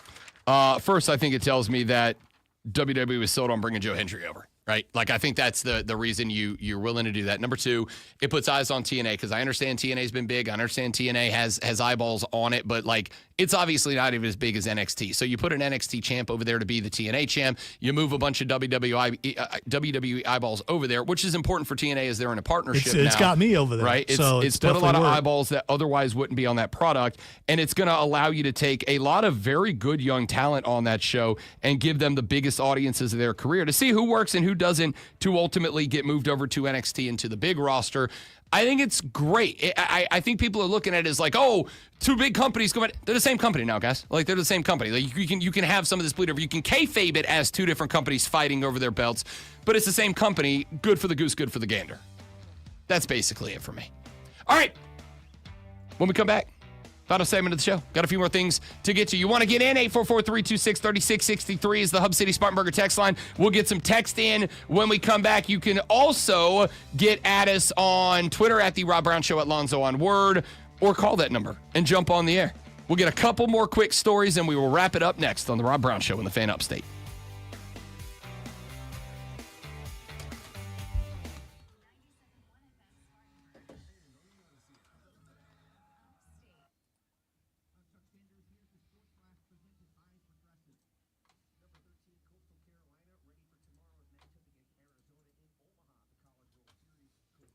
BRB dudes and dudettes.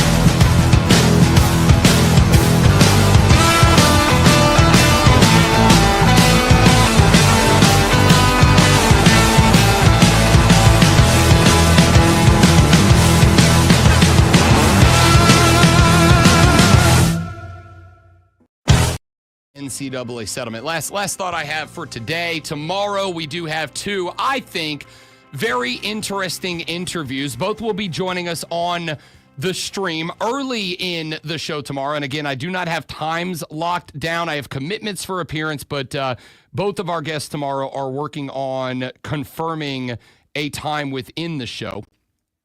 Early in the show, we are going to be joined by Norman O'Reilly. He is the Dean of Business at the University of New England. He has been very involved, active in keeping up to date with everything that has been going on in the NCAA process leading up to the House v. NCAA settlement.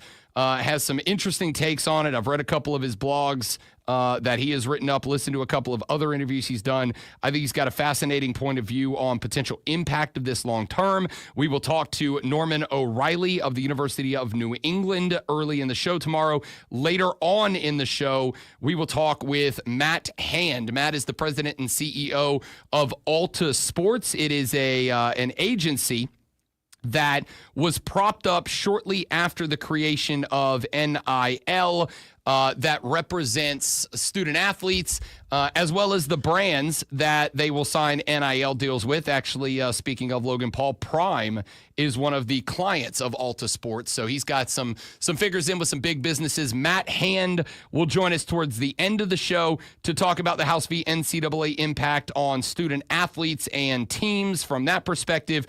Norman O'Reilly of the University of New England early in the show tomorrow. Follow my social media because as I get the times confirmed, which will be around lunchtime today, I will post them on our social media feeds so you can know when to tune in. I think both of those interviews are going to be very, very interesting tomorrow morning. But there is one more thought that I had about all of this, and it is about the revenue sharing. It is going to be about the financials that come out over the next year, 2, 3, as that $20.5 billion is up front. And then obviously that number is going to grow 4% initially, and then it will be reevaluated every 3 years in the face of increasing television deals, increasing advertising payments, et cetera, to the schools to determine if that number needs to go up even more than that or not. So there is one very interesting aspect of this that I am curious as to how this is going to play out.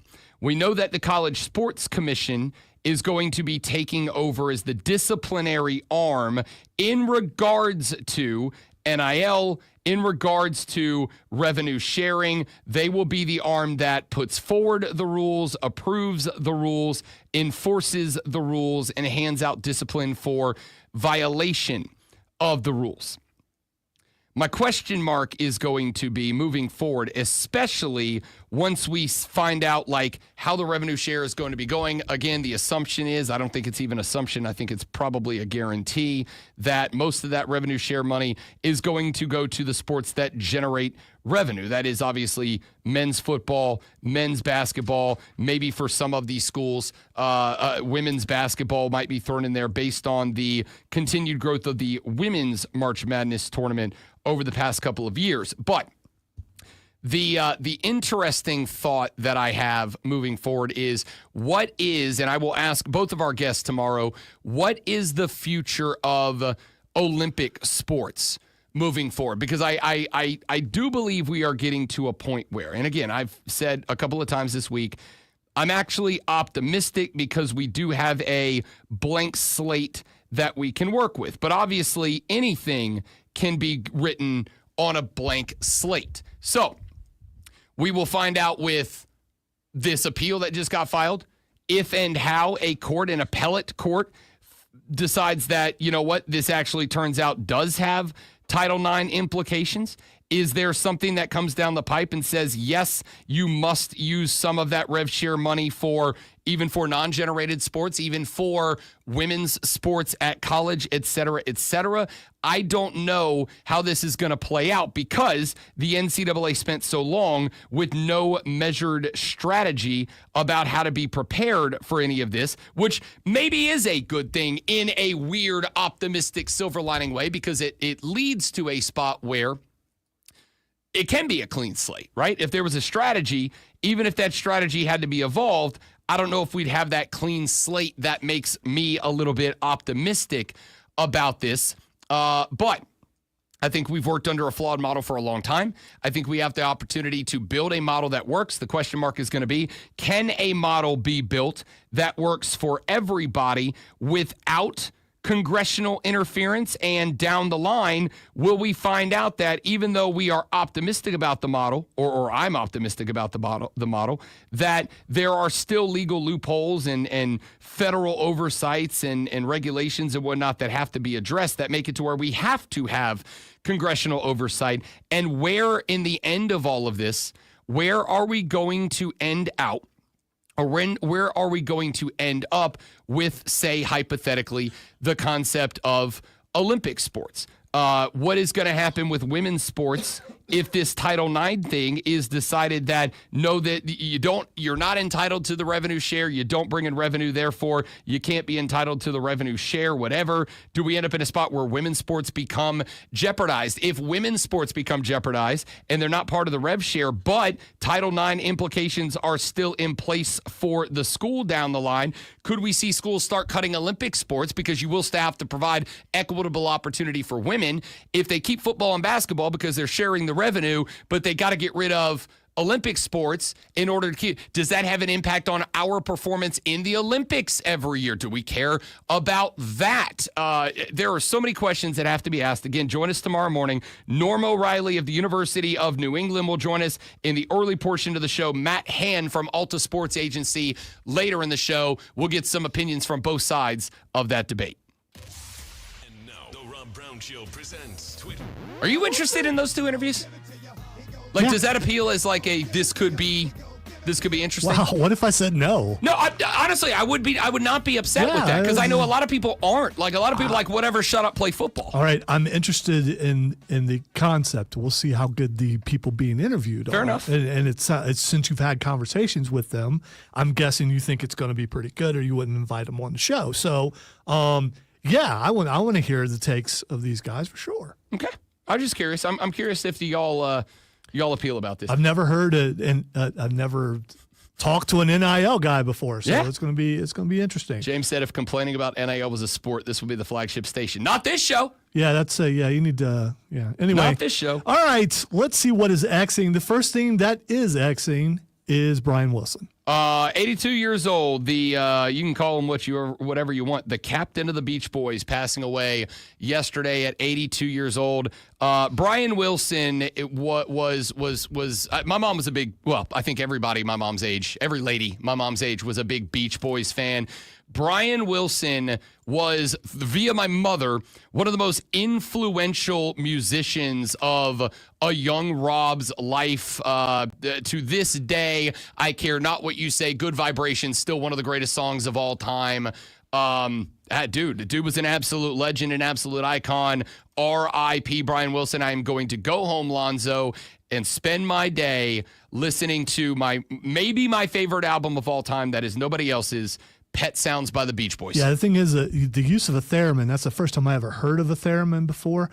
Cameron went to a concert at the Radio Room last week, I think it was, and there was a band that was actually had a theremin. Nice. And played it. Yeah, Brian Wilson got into some experimental He did. stuff, and a lot of it became very innovative across the music industry. This is it's not weird. This is one of those musician deaths that, like, This one kind of hits me a little bit. Yeah, I get it. All right. The next thing that's Xing is the Cincinnati Bengals. The Bengals Xing, I'm assuming it has to do with their offseason activity. Shamar Sanders, Shadar Stewart, pardon me, their draft pick out of Texas A&M, still has not signed a contract because the Bengals put an unprecedented clause into the contract that basically says if any portion of his contract is voided for any reason, he loses all of the money guaranteed over the life of the contract, which is not how these contracts are written. Ordinarily, if it's voided, you lose that year's guarantees, but all the rest of the money stays with you. And he has basically outright been like, I'm not going to be the first rookie who agrees to this term. So his agent and the Bengals are having it out, and it's gotten very public to the point yesterday that he said to a media member, I'm not backing down because I'm 100% right. And then he pointed out that, look at what they're doing to Trey Hendrickson. He said, now Hendrickson's in the wrong a little bit because he is under a contract he agreed to, but also the man's been outperforming his contract. Pay my dude.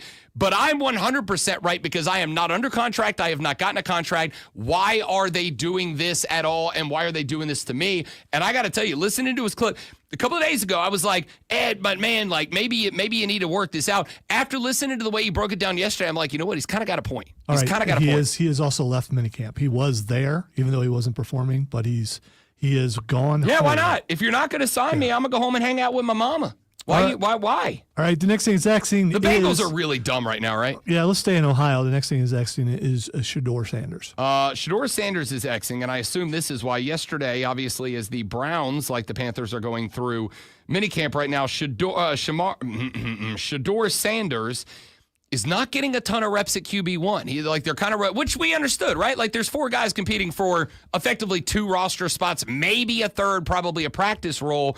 And a lot of people thought that, maybe this is just a test for Shador Sanders to prove that he's eating a slice of the humble pie. He's not getting a lot of reps at QB1, and a lot of people are raising an eyebrow at that. I'm not. It's a quarterback competition. Okay, the reason why he's Xing, it goes along with that a little bit, but it's because there's video out there of him staying after practice and working. From what I understand, he looks real good in practice, A, but again, no pads, right, or just shoulder pads. And B, from what I understand, the dude's grinding, like first in, last out kind of guy right now. So maybe that whole draft experience did kick him in the ass, and I hope it did because I do think he's got talent to potentially be very good, but I've heard he's busting it. And I think if he does and he wins that spot, I think we all got to say, nice job. Nice bounce back. So we'll see. All right, that's it for us. Come back tomorrow on Friday. Again, we'll have 2 excellent guests talking about the House v. NCAA settlement. We'll have Rashad Beard giving us his thoughts on spring, on the minicamp, and more. For Lonzo, I'm Rob. Have a beautiful rest of your day. Don't drink a job. I'll punch you in the face. See you tomorrow on the Rob Brown Show on the Fan Upstate. Later. Dylan Gabriel is going to look like a wasted pick. I think Dylan Gabriel ends up a practice squad quarterback, and that doesn't mean he can't do it long term. But I think for this year, playing on that contract, I do think Dylan Gabriel ends up as the Browns' QB, practice squad QB. And they say, look, man, like a year. Because next year, they're not keeping Joe Flacco on the roster for next year, right? Like, go out there, be a great practice squad quarterback, cut your teeth at the NFL speed, and we'll bring you up to be QB2 next year. I think ultimately the odd man out ultimately ends up being Kenny Pickett long term. Because I do think Dylan Gabriel is going to end up being similar to Kenny Pickett, but younger and more impressionable, which means you can probably develop him a little bit more. But we'll see. I could be totally wrong on that. I do need to go look at, as I did with the Cats, I need to go look through all the minicamp reports of the Browns and see what's happened.